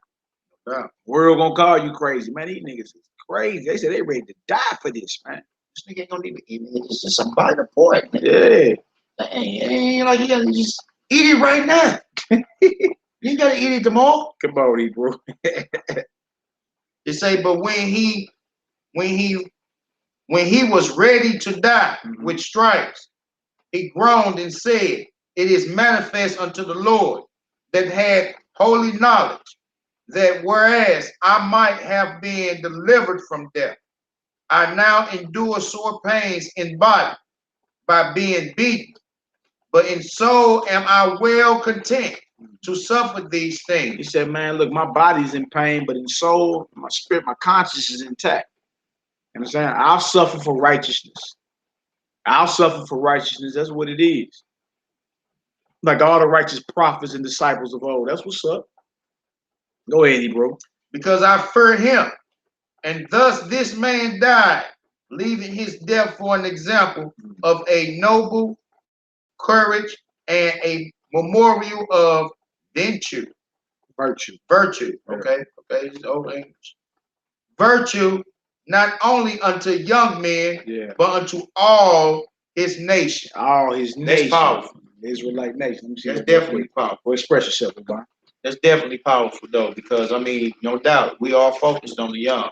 But it is to all of our nation. You know what I'm saying? For everybody to get. But the young, for sure, because they be the future. You know what I'm saying? They are the growth. We are to train the children up. We are to train the children up as they should go. You know what I'm saying? That's the way we are to train the children. So no form of fashion where we just do things that would be deceivable to the minds of the young. And then those of our own. You know what I'm saying? To our own nation. You know? This right here, we're going to read the book of Judith out the Apocrypha. Remember, we was talking about the heathen that studied us. And they know if we violate the laws of our God, they'll forever rule over us, right? This is the book of Judith, chapter 5. We're going to read 6 through 21. Judith, chapter 5, 6 through 21. 6 through 21. Now, these are those outside of our nation attempting to conquer us. And they having a dialogue amongst themselves. All right, this is right before the 10 northern tribes got took down by the Assyrians, right? But they got to have dialogue about this people whom they're about to conquer. All right, let's read. Judah chapter 5, verse 6. It says, these people are descended of the Chaldeans. Yeah, ancient Samaria, Chaldea. That's the land Abraham came out of, Ur of Chaldea. You feel me? Same area where Babylon was, ancient Babylon. That Nimrod was king of, and the Tower of Babel and all that. So when they say we descend out of Chaldea, it's saying we descend from Abraham, who was a native of Chaldea. An Ur of Chaldea. You feel me? You also had Babylon, which was the capital of Chaldea, like DC is the capital of the United States. All right, Abraham was just from the city of Ur in Chaldea. All right, so we're saying these people descends from Chaldea because our forefather Abraham is from there. All right, ancient Sumeria, which was an ancient black race full of Hamites, Shemites, and Japhites. Come on, Hebrew. And they sojourned heretofore in Mesopotamia. Yeah, they left there and went to work Mesopotamia. Come on. Because they would not follow the gods of their fathers. See, we wouldn't follow the gods of Chaldea. That's why Abraham was called about it there. You understand? When you get to the book of Jasher, he actually tore down his father's gods. That was thrown into a fiery furnace. You dig? But he wasn't hurt. This was way before Shadrach, Meshach, and a bad Negro. Way before them. Who descend from Abraham. Abraham was thrown in the fiery furnace first, according to the book of Jasher. I believe it's the 11th to 12th chapter is one of them. You understand? And because he had that faith we talking about, feel me? He had that fiery trial he went through. Most I say, get up out of there, and he did the work. All right, so that's what it means, Chaldea, and that we wouldn't serve the gods of Chaldea. We went into paganism. Abraham served the one and only true God. Come on, Hebrew. Which were in the land of Chaldea. For they left the way of their ancestors and worshiped the God of the heavens. The God of heaven. You see that? Come on. The God of whom they knew. So they cast them out from the face of their God. And they fled into Mesopotamia and sojourned there many days. Then their God commanded them to depart from the place where they sojourned and to go into the land of Canaan, where they dwelt, and were increased with gold and silver, and with very much cattle. But when a famine covered all the land of Canaan, they went down into Egypt and sojourned there, while they were nourished and became there a great multitude, so that one could not number their nation. See, now they know our history. Proof again. They showing how we went down into Egypt, became a great nation. No doubt. We went from Chaldea to Mesopotamia to the land of Canaan, famine in the land, time to go down into Egypt. There we become a great nation. For y'all to know the history of the Bible, you know exactly what happened. All the specifics. Come on now. Verse 11. Yeah. Therefore the king of Egypt rose up against them. Yeah. And dealt subtly with them. And brought them low, and labored in brick, and made them slaves. Then they cried unto their God, and he smote all the land of Egypt with incurable plagues. Yeah, you know about the 10 plagues of Egypt. He did the 10 plagues that went down. Right? We called him to the Most High and he got at them. Egypt ain't never recovered. It's a dust bowl to this day. No. Dust bowl.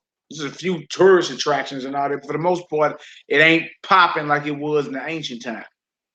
All right, come on, Hebrew. So the Egyptians cast them out of their sight, and God dried the Red Sea before them, and brought them to the Mount Sinai and Cade's barn, and cast forth all that dwelt in the wilderness. Yeah. So they dwelt in the land of the Amorites, and they destroyed by their strength all them of Eshban.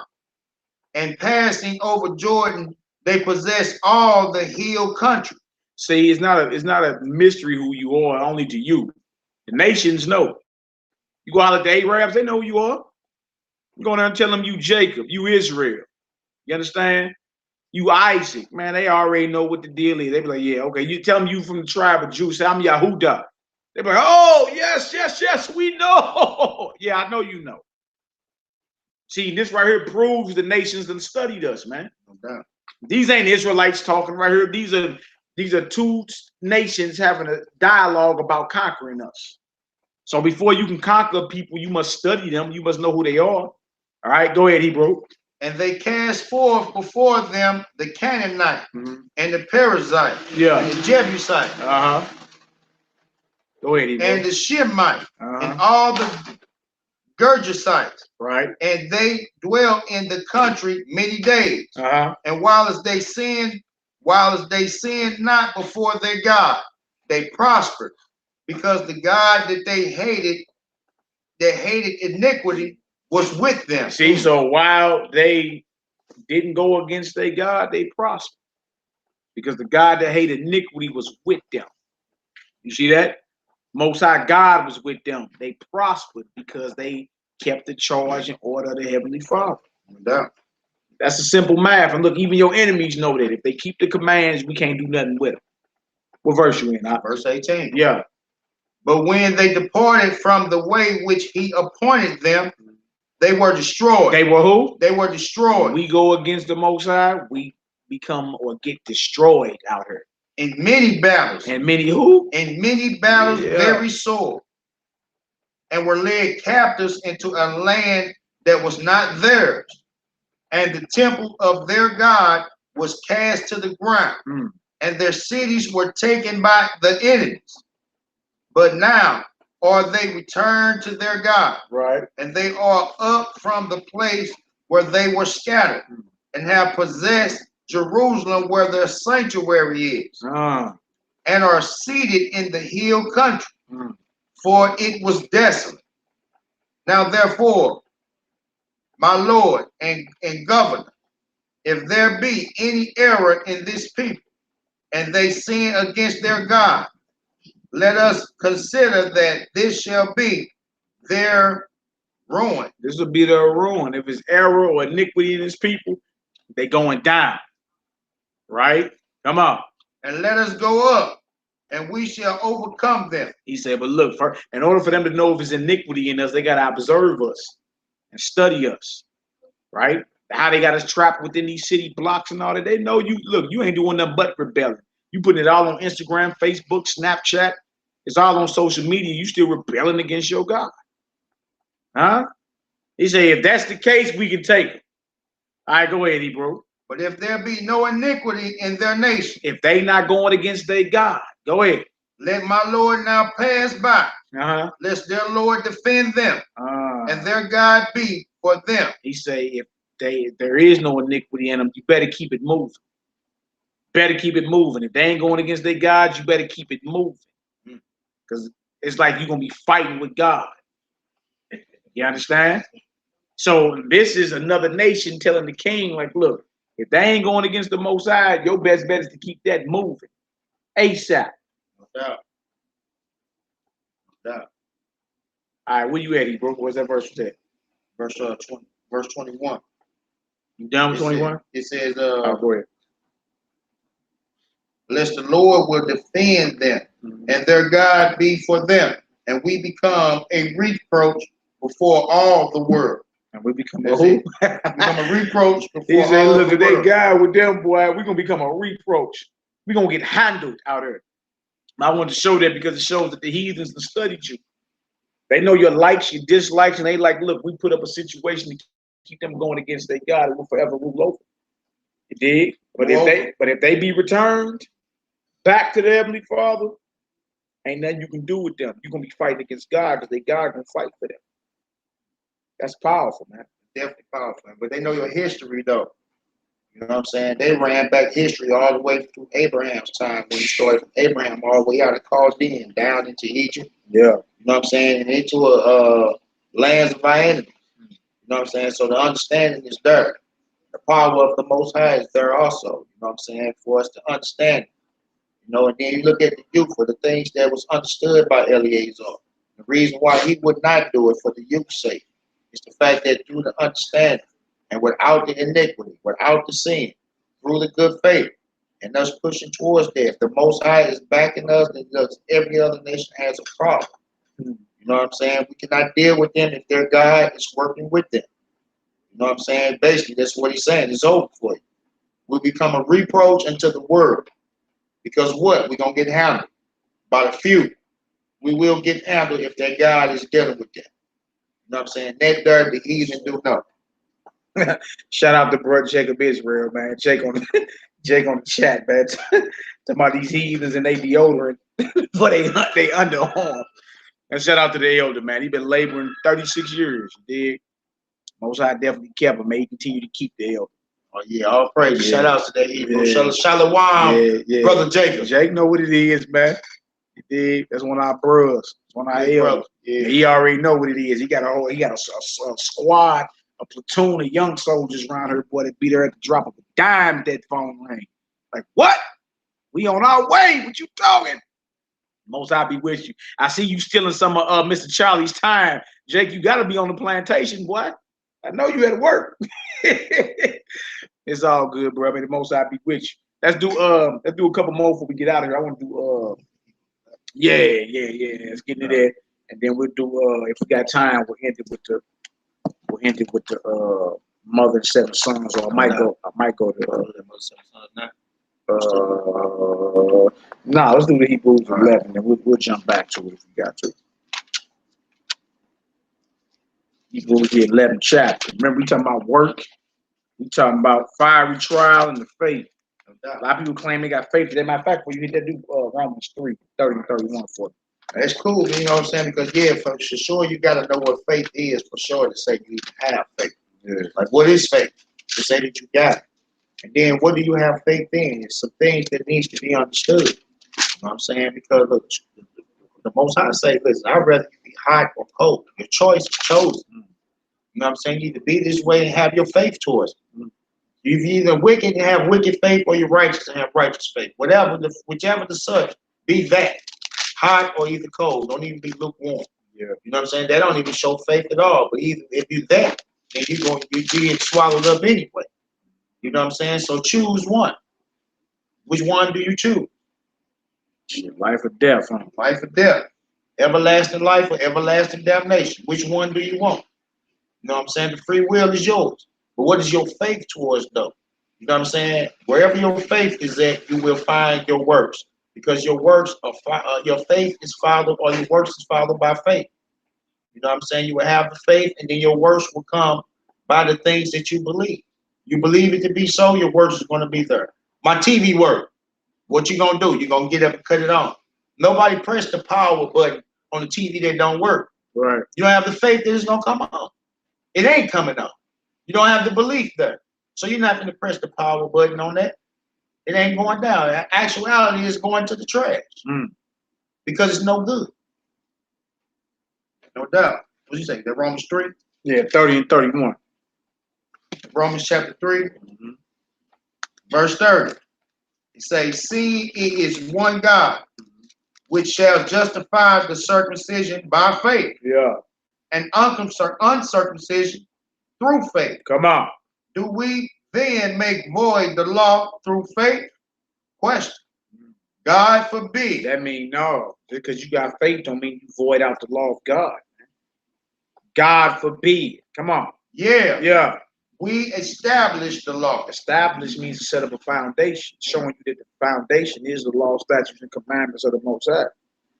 Because you got faith, you establish the law. That's the work. Faith without works is dead.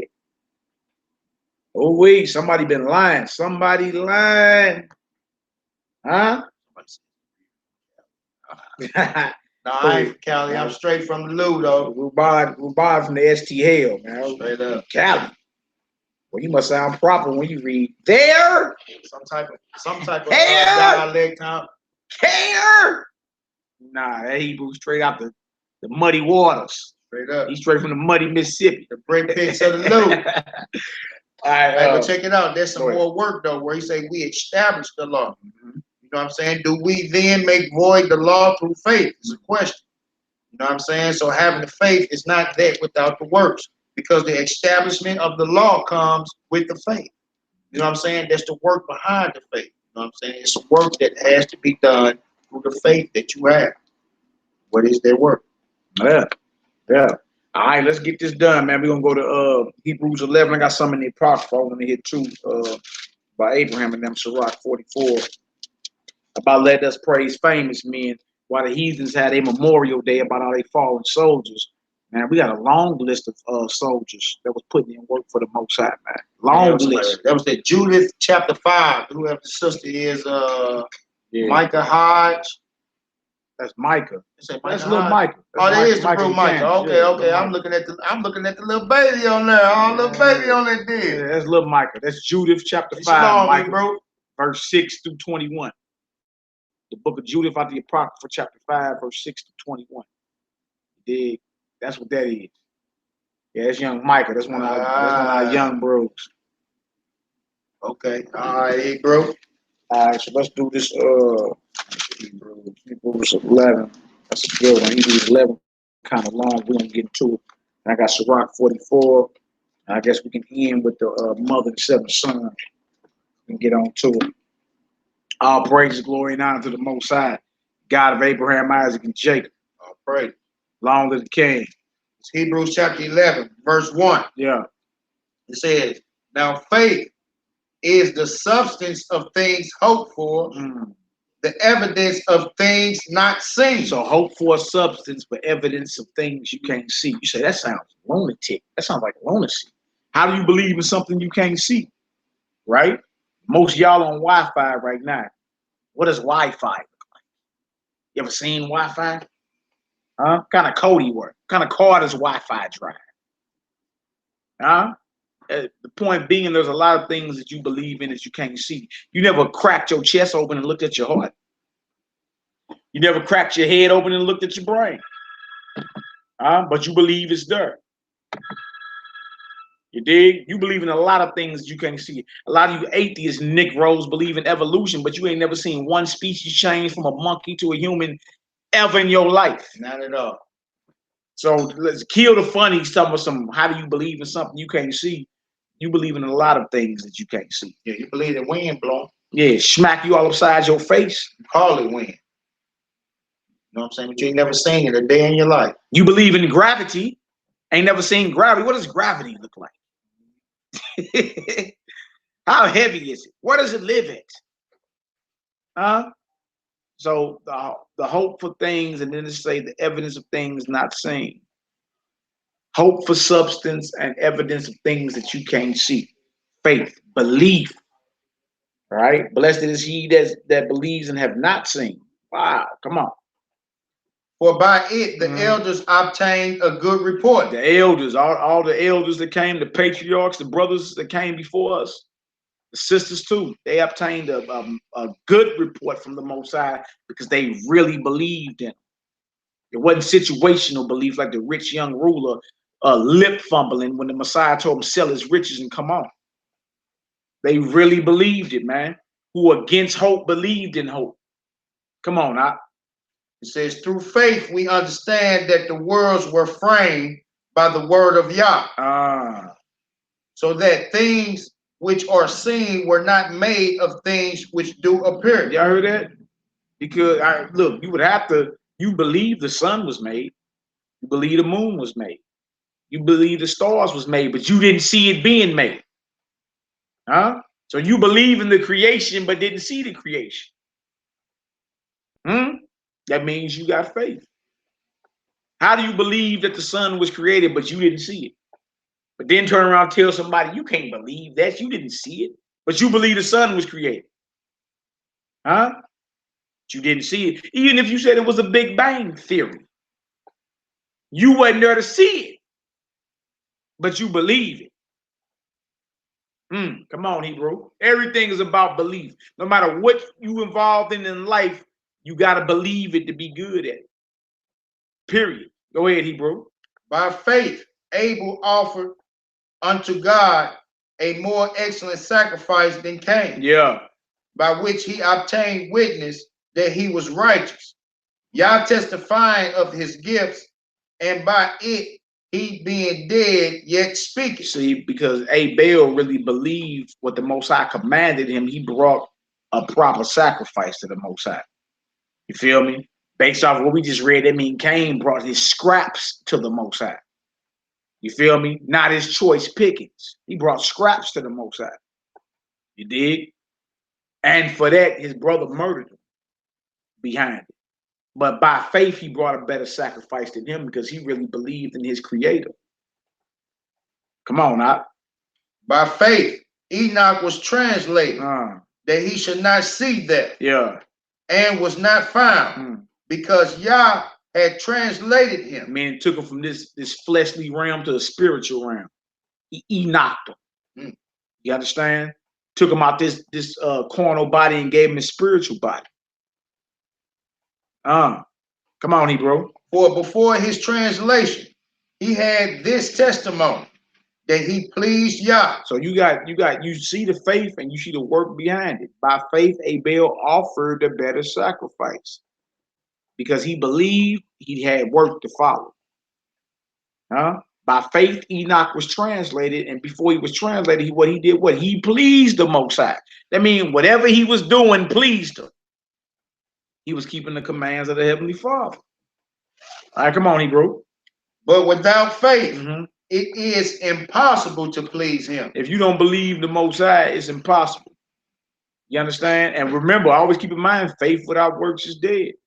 So if you don't got works, you ain't got faith. So without faith, you understand, that's backed by the word, you can't please the Most High. It's impossible. Come on, Hebrew.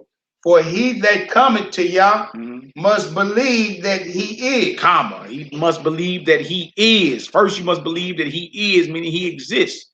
Yahweh. He is, was, and will be. You must first believe that he is. Come on now. And that he is a rewarder of them that diligently seek him. And he's a rewarder of those that constantly seek him. You understand? You got to believe first that he exists, that he is who he was, is, and shall be, and that he'll reward you because you're constantly and diligently seeking him. Come on now. By faith, Noah, being warned of Yah of things not seen as yet, moved with fear, prepared an ark to the saving of his house. You see that? So because he believed in what the Most High said, there was a work that followed. Because Noah believed, he prepared for destruction. Y'all see that? Faith without works is dead. You won't read through this book of faith in Hebrews 11 without seeing a work backing up their belief. No doubt. Most High commanded them to prepare for destruction, to build an ark. He did it to the letter. Faith without works is dead. Go ahead, Op. By the which he condemned the world and became heirs of the righteousness which is by faith. By faith, Abraham, when he was called to go out into a place which he should after receive an inheritance, obeyed, and he went out, not knowing whither he went. Now trip off there. He was called about his country and his city. So I say, look, get up out of here. That's like you leaving the United States of America and whatever city you in and going to dwell in Iran somewhere, North Korea. You see that? Said by faith, Most High called him and he acted on it. Most I say, get up out of there, and he kept the order and kept the charge. Faith without works is dead. Abraham could have sat back and said, I believe the Most High, but when the Most High told him leave, he didn't leave. He had never been called a friend of the Most High. We would never be here.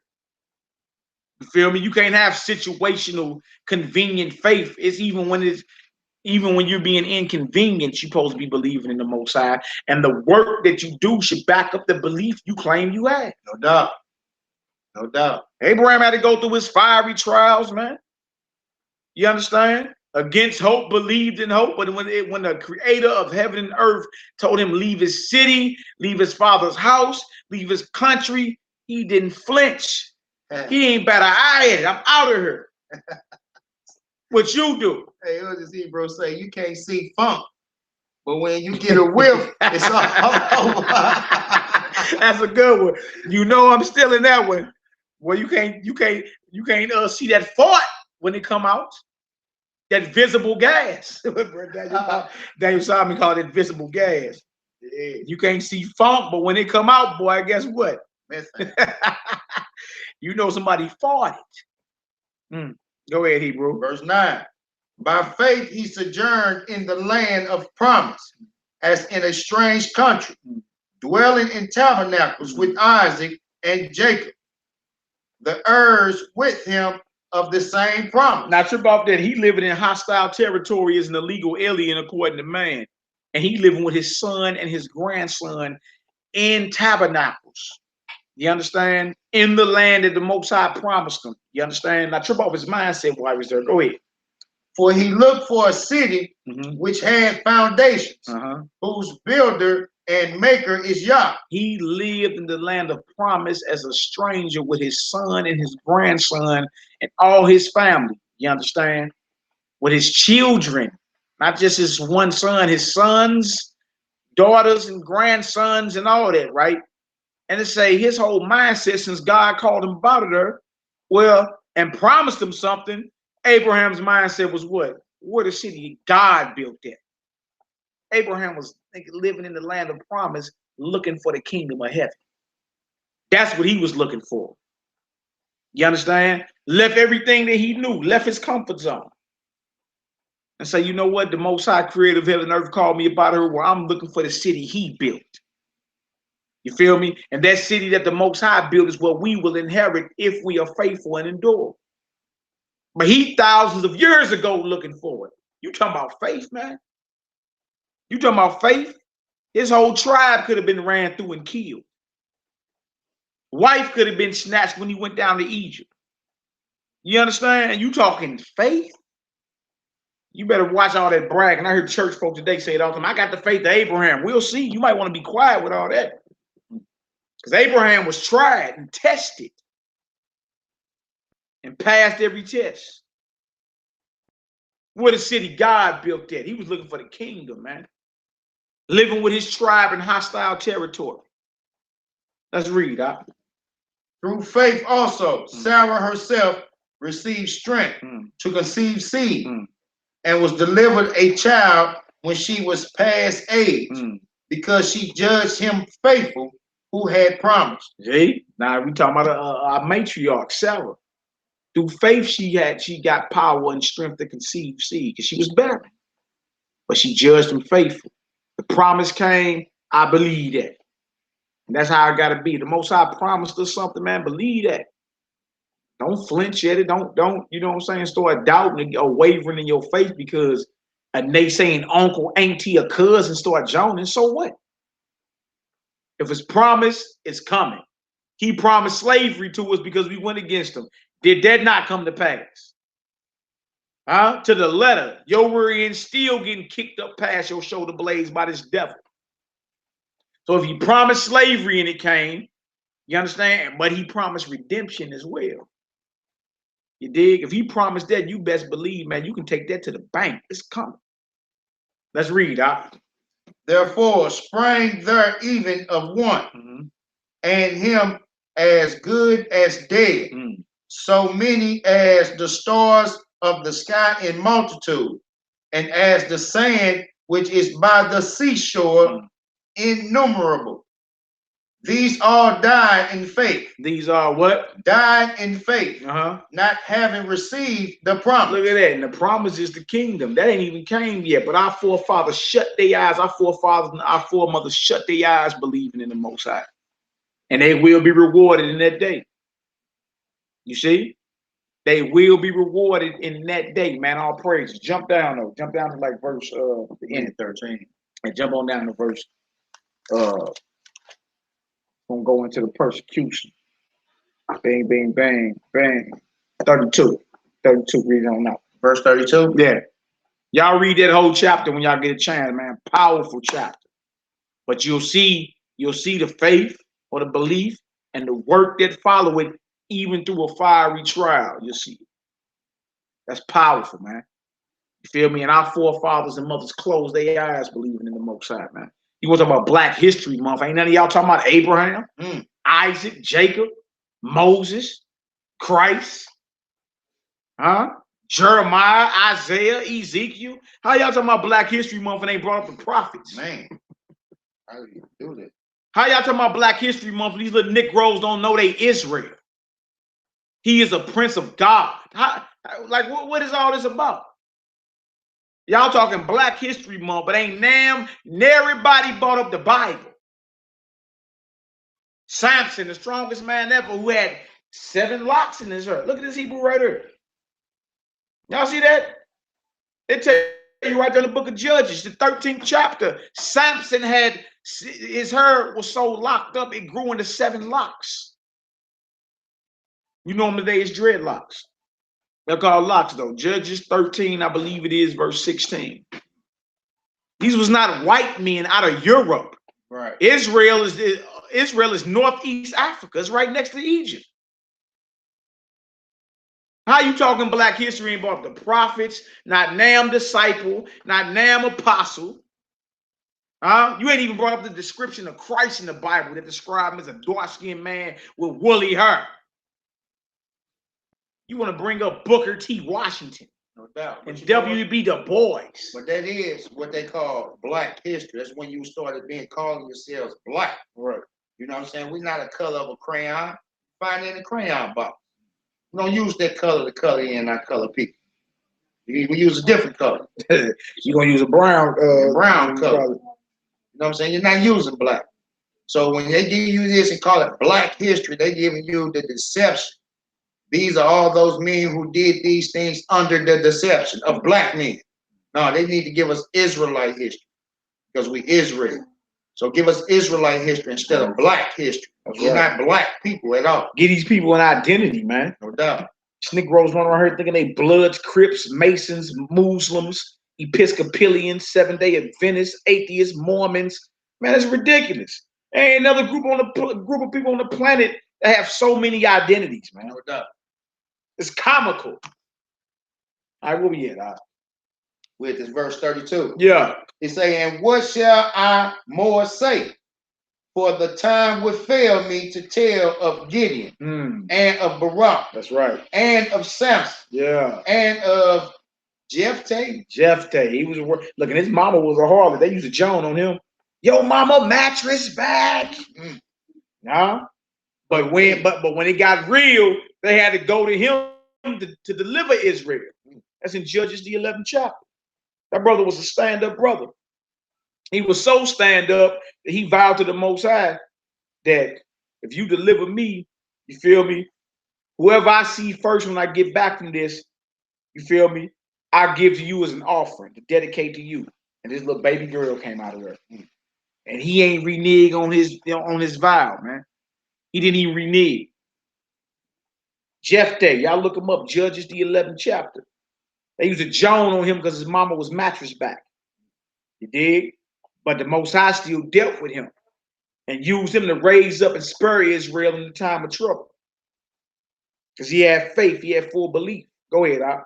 Of David also, and Samuel, and of the prophets. Yeah. The more examples of brothers with faith. That's right. You know, with that works had followed their faith. That's right. What else to say, Al? That's it. That's all that there. No, 33. Okay. It's a who through faith subdued kingdoms. Who through faith and belief dropped kingdoms like Jericho. Yeah. Go ahead. Wrought righteousness obtained promises. Stop the mouths of lions. Daniel in the lion's den. David killed a lion and a bird before he killed Goliath.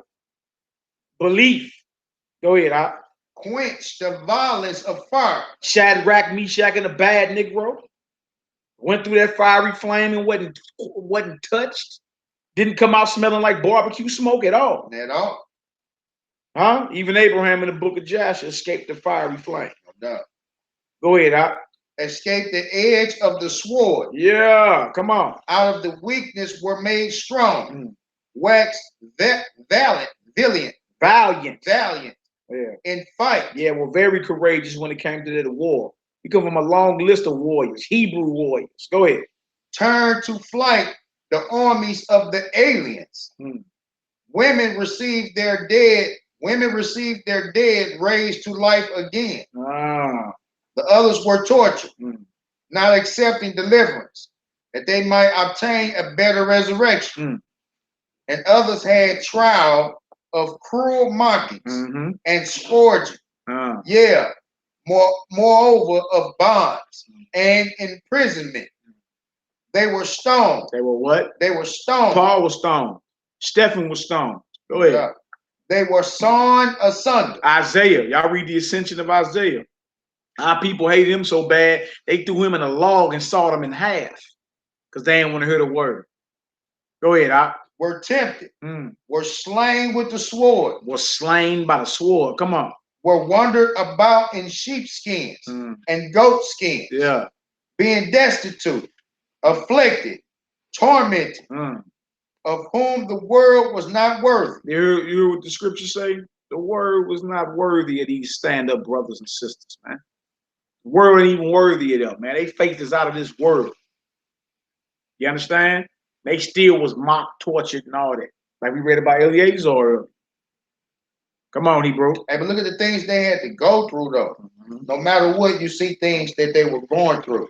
And it's something for us, or these are examples for us to see inside this time right now. Because we go through situations. And inside these situations, some people tend to lose faith. You know what I'm saying? But you see these stand-up brothers here, they stayed with their faith throughout these fiery trials. You know what I'm saying? Say, of whom the world was not worthy. They wandered in deserts and in mountains and in dens and caves of the earth. Wow. And these all, having obtained a good report through faith, received not the promise. You see that? Meaning they haven't received the kingdom as of yet. They shut their eyes believing. Feel me? Now you think about that when you start running out of patience. How long is it gonna take for the Most High to answer? You think about that when you start mumble mouth. We got many that had strong faith that closed their eyes and never received the promise. As of yet. Go ahead, Doc.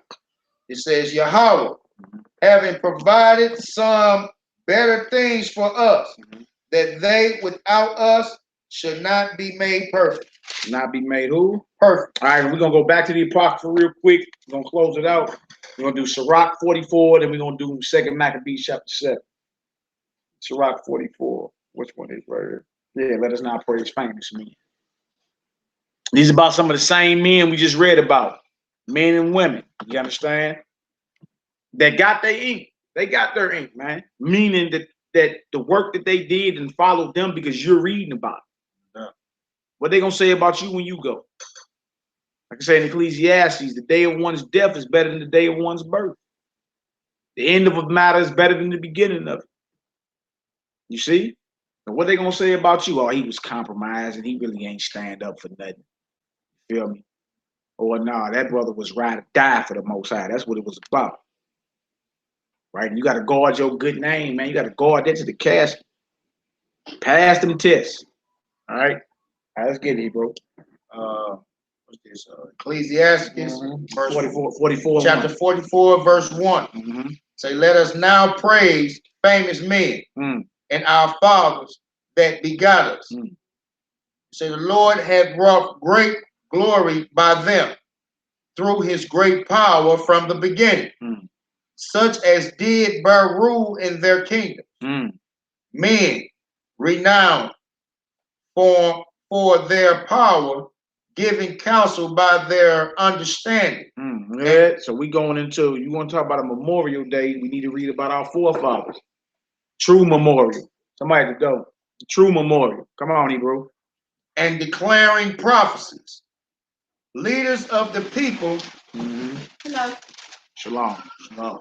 Hey. Leaders of the people by their counsels and by their knowledge of learning, meet for the people, wise and eloquent in their instructions, such as found out musical tone and recited verses in writing. Rich men furnished with abilities, living peaceably in their habitations. All these were honored in their generations and were the glory of their time. There be of them that have left a name behind them, that their praise might be reported. And some there be which have no memorial, who are perished as though they had never been, and are become as though they had never been born, and their children after them.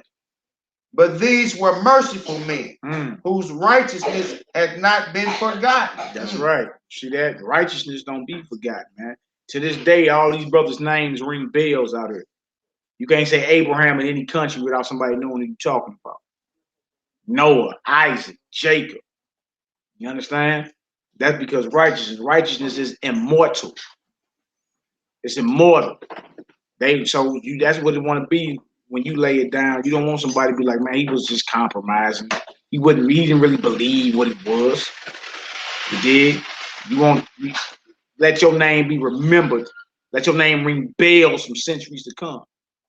All right, millenniums to come. But these men lived thousands of years ago. Let's read. It said, with their seed shall continually remain a good inheritance. Yeah, because righteousness is immortal. Go ahead. And their children are with the covenant. Their seed stands fast, and their children for their sakes. Their seed shall remain forever, and their glory shall not be blotted out.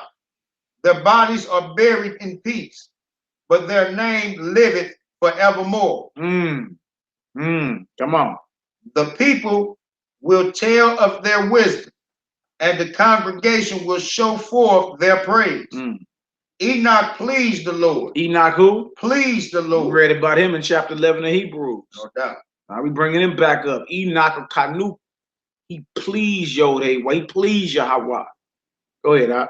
And was translated, being an example of repentance. So he believed, he pleased the Most High, and was translated because what he believed, he had to work to follow. He had to work to follow his faith or his belief. The Most High translated him and took him about this fleshly suit and gave him back his eternal spiritual suit, spiritual body. All right? And made him immortal, in other words. Go ahead, being an example of repentance to all generations. Noah was found perfect and righteous in the time of wrath. Noah was found perfect and righteous. See that? Come on, Hebrew. He was taken in exchange for the world. Therefore was he left as a remnant unto the earth when the flood came. An everlasting covenant was made with him, that all flesh should perish no more by flood. Abraham was a great father of many people. Abraham, our forefather, right? You know them our forefathers because they followed the divine line from Adam, Seth on in, right? Abraham, right? Abraham, go ahead. In glory, was there none like unto him? None like unto him in glory. Go ahead. Who kept the law of the Most High. Abraham kept the law of the Most High before Moses was even born. What Moses got was a schoolmaster. It was a reteaching to a nation who had been exiled. They had to be retaught the ways of the Most High. That's why one of the commands say, remember the Sabbath day. How do you remember something that you never was taught? Because the Sabbath day go back to Genesis, the 2nd chapter. You feel me? Abraham wasn't just a man of faith. The work that he did was the commandment of the Most High. All right, who kept the what of the Most High? What is it? The law of the Most High. Kept the law of the Most High. Come on. He said he kept the law of the Most High and was in covenant with him. He established the covenant in his flesh. Hey, you say the same thing in Genesis 26, verse 4 and 5. Abraham kept the commandments, laws, statutes, and ordinances of the Most High. Feel me? That's what the Most High told Isaac. Your father was down with me. All right, go ahead, Hebrew. And when he was proved, he was found faithful. Therefore, he assured him by an oath that he would bless the nations in his seed, and that he would multiply him as the dust of the earth. Do you see that? And this is before he even had one child. Yeah. He's an old man without one child. The Most High say, as the dust of the earth and as the stars of heaven. Abraham believed it. You feel me? You look up today, and there's Israelites everywhere. Yeah. Most High kept his promise of the letter. You see that? Why wouldn't he do that with us? Come on, man. And exalt his seed as the stars, and cause them to inherit from sea to sea, and from river unto the utmost part of the land. With Isaac did he establish likewise for Abraham his father's sake the blessing of all men and the covenant, and made it rest upon the head of Jacob. Jacob. He acknowledged him in his blessings. That's right. And gave him inheritance, and divided his portions among the 12 tribes. Did he part them? See, so right there, we praise famous men. And all these men were men of great faith who kept the command of the Most High, like it just said about Abraham. You see that? So what you do in your faith is very precious, man. The bigger the faith, the bigger the miracles. I need Romans 4 real quick, 19 to 22, I believe it is. Romans 4. And it's good to read about these brothers that had these faiths, so you can see the works that these brothers put in and the fiery trials that they went through. And it gives us some faith to understand that through these trials that we go through in this world that we're living in, through good faith, we can overcome these trials. You know what I'm saying? And still be found faithful. Romans 4, yeah, 17, 20, 22. Romans chapter 4, 17, 22. In Romans chapter 4, verse 17, it said, as it is written, I have made thee a father of many nations. Straight up. Straight up. Abraham, look, that was given to Abraham when he was uncircumcised. He wasn't even circumcised yet. The Most High was keeping covenant with him. He was circumcised in spirit in his heart because he had the faith and belief. But he wasn't even physically circumcised yet. You understand? And the Most High was making covenants with him. Go ahead, Doc. Right. Before him whom he believed, even Yah, who quickeneth the dead, and calleth those things which be not as though they were. Yeah. Who against hope believed in hope. Who against hope believed in hope. Y'all heard that? When it wasn't looking good from a carnal perspective. When it was looking like, oh, just give on up. From a perspective like that, when it wasn't looking good, who against hope believed in hope, man. Just because it looked bad or didn't look good to him or good to those around him from a carnal perspective, Abraham never wavered in his faith. He believed, man. You understand? No matter what trial he went through, he believed. You understand? And had to work to show his belief. Come on, now. That he might become the father of many nations, according to that which was spoken. So shall thy seed be. And being not weak in faith. Being not what? Weak in faith. He wasn't weak in belief. He wasn't weak in belief. No matter what he went through, no matter if everybody around him was doubting. Being not weak in faith, go ahead, Doc.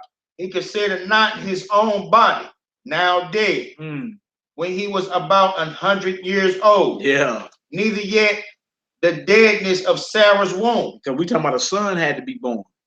He said, being not weak in faith, somebody told you and your rib gonna have a child, you gonna be 100, she gonna be 90. Huh? Oh, today you be like, oh, I don't know. She done went through menopause, you know, I got a saggy back. Especially after years of getting it in and there ain't nothing happen. Yeah. You know what I'm saying? You go through so many years and you've been getting it in. You know what I'm saying? Because that's a commandment. Be fruitful and multiply. And he got other children. You know what I'm he saying? Had concubines and all this. So he having children. No doubt. He done had Ishmael. New in Genesis 25, it say Abraham had more than one concubine. He had concubines. Genesis 25, like 1 through 5. You feel me? Having a few ribs during his life or whatever. But it say the promise was coming through Sarah. No doubt. And out of her shall kings rule. The kings came through Sarah. Abraham through Sarah. Then Isaac. You understand? Even though Abraham had other children, that don't make them kings. Kings, nations of kings came out of Sarah, his wife. All right? Verse 20. Yeah. He staggered not at the promise of Yah. Meaning he didn't doubt what the Most High promised him. He didn't doubt. Come on now. Through unbelief. Through who? Through unbelief. Right. But was strong in faith. Strong in faith. Come on. Giving glory unto Yah. Yeah. And being fully persuaded that what he was promised, he was able also to perform. So now you know what faith means. It means to have a strong belief or to be fully persuaded. No doubt. Fully persuaded in the promise. That's what faith means, man. When if you fully persuaded about something, it don't matter what doubt creep in, you be like, man, get that up out of here. I fully believe. He didn't stagger at the promise. What verse you in? Verse 22. Go ahead. Saying, therefore it was imputed to him for righteousness. Now it was not written for his sake alone, that it was imputed to him, but for us also, to whom it shall be imputed. If we believe on him that raised up Yahushua, our Lord, from the dead. You see the belief? No doubt. See the belief. If you believe, see that faith that Abraham had, the covenant God made with him, it wasn't just to him, it's for every one of us of his promised seed that believe. If you believe that, then the Most High deal with you the same way. You understand? But with that belief comes a work and comes a fiery trial. Today, you start making excuses. I'm tired. I got a paper cut. Don't nobody like me no more. I done got blocked off Facebook. You got all type of excuses for why you don't want to get down with the Most High. You understand? These men put their life on the line for it, man. And had it not went down, you wouldn't even have what's called a Bible to read. Finish that off, Bob, so we can close up. Verse 25 say, who was delivered for our offenses, and was raised again for our justification. Yeah, speaking about the Messiah. You understand? So we're going to close out with that. When y'all get a chance, read 2 Maccabees chapter 7, or we might pick that back up next week and go further into it. That's about the mother and 7 sons. Shout out to the mother and 7 sons who we know, the sisters that make all our shirts and our garments. And you know what I'm saying? The work is not in vain. Sister Angie, much love to you. You dig? We up here getting it in. Barbershop, chop shop, going over these scriptures. How you doing, brother? I'm Officer Matthews. Officer Matthew. I'm Soldier Malachi Maccabee. Out of 12 tribes of Israel. How you doing? I'm blessed. I'm blessed. In Israel. Officer Matthews. Okay, that's what's up. Just checking on you guys. How you doing? We good. Just going on a few. We live right now. We're going on a few scriptures. I'm The sorry. Worldwide Assembly. Come on, you can come on over and say shalom to your family, man. Shalom. Yeah, shalom. It's Officer Matthews, brother. Who you work for? The North County Co-op. Yes, sir. Okay, it's all good, brother. Okay. But yeah, we about to close out. All praises, glory, and honor to the God of Abraham, Isaac, and Jacob. Brother Azor just came through the door. How you doing, my brother? Y'all good? Honor and glory of his only begotten beloved son, the God of Abraham, Isaac, and Jacob. Another barbershop chop or really a Monday morning quarterback. We at the barbershop. Brother Azor, Hebrew in the building. Yeah. Family. Shalom to the Worldwide Assembly. Commandment keepers scattered abroad, commandment keepers in faith of the Holy Messiah. Y'all be safe. Y'all pray for us as we continue to pray for y'all, man. And keep the faith. Don't lose your crown. Strap up a backup. That's what Boy, they say. that Hebrew Jake, boy. What he say? What he say, man? What he say? I'll let you. All right, Hebrew Jake or something. Man, Jake, Shalom, Hebrew. Shalom, man. You know, hey, bro. You know we don't skip no beats now, man. You know what I'm saying? Yeah, it don't matter who can come up in here. You get this script. You leave out there? Yeah, it's all good. We got something to say? No, I was just reflecting off the Hebrew J, but that's what it is, though, Jake bro. on, man. Hebrew J say, hide the reef. Hey, man. What is you on, man? Hey, man, y'all don't be listening to Jacob, man. Jacob is crazy. If y'all ain't figured out by now, the elder be joning like a mud, man. Boy, that's my brother. You know what I'm saying? Jake crazy. Ain't got no love for police. Hey, but y'all know he done got this script. Yeah. Come on with it. Hey, he heard that script. He fleed out of here, though. Yeah, Hey, yeah. Tell your people shalom. We got you on camera, too, bro. Get on this camera and show the world why. He was like, yeah, I'm out of here, bro. Yeah. Shalom. But hey, may the Most High be with you and your families, man. Guard your mind, guard your tongue, guard your hands, and may everything you do be increased in the name of the Most High, His only begotten Son. Shalom. Shalom, Yahoo. Yo.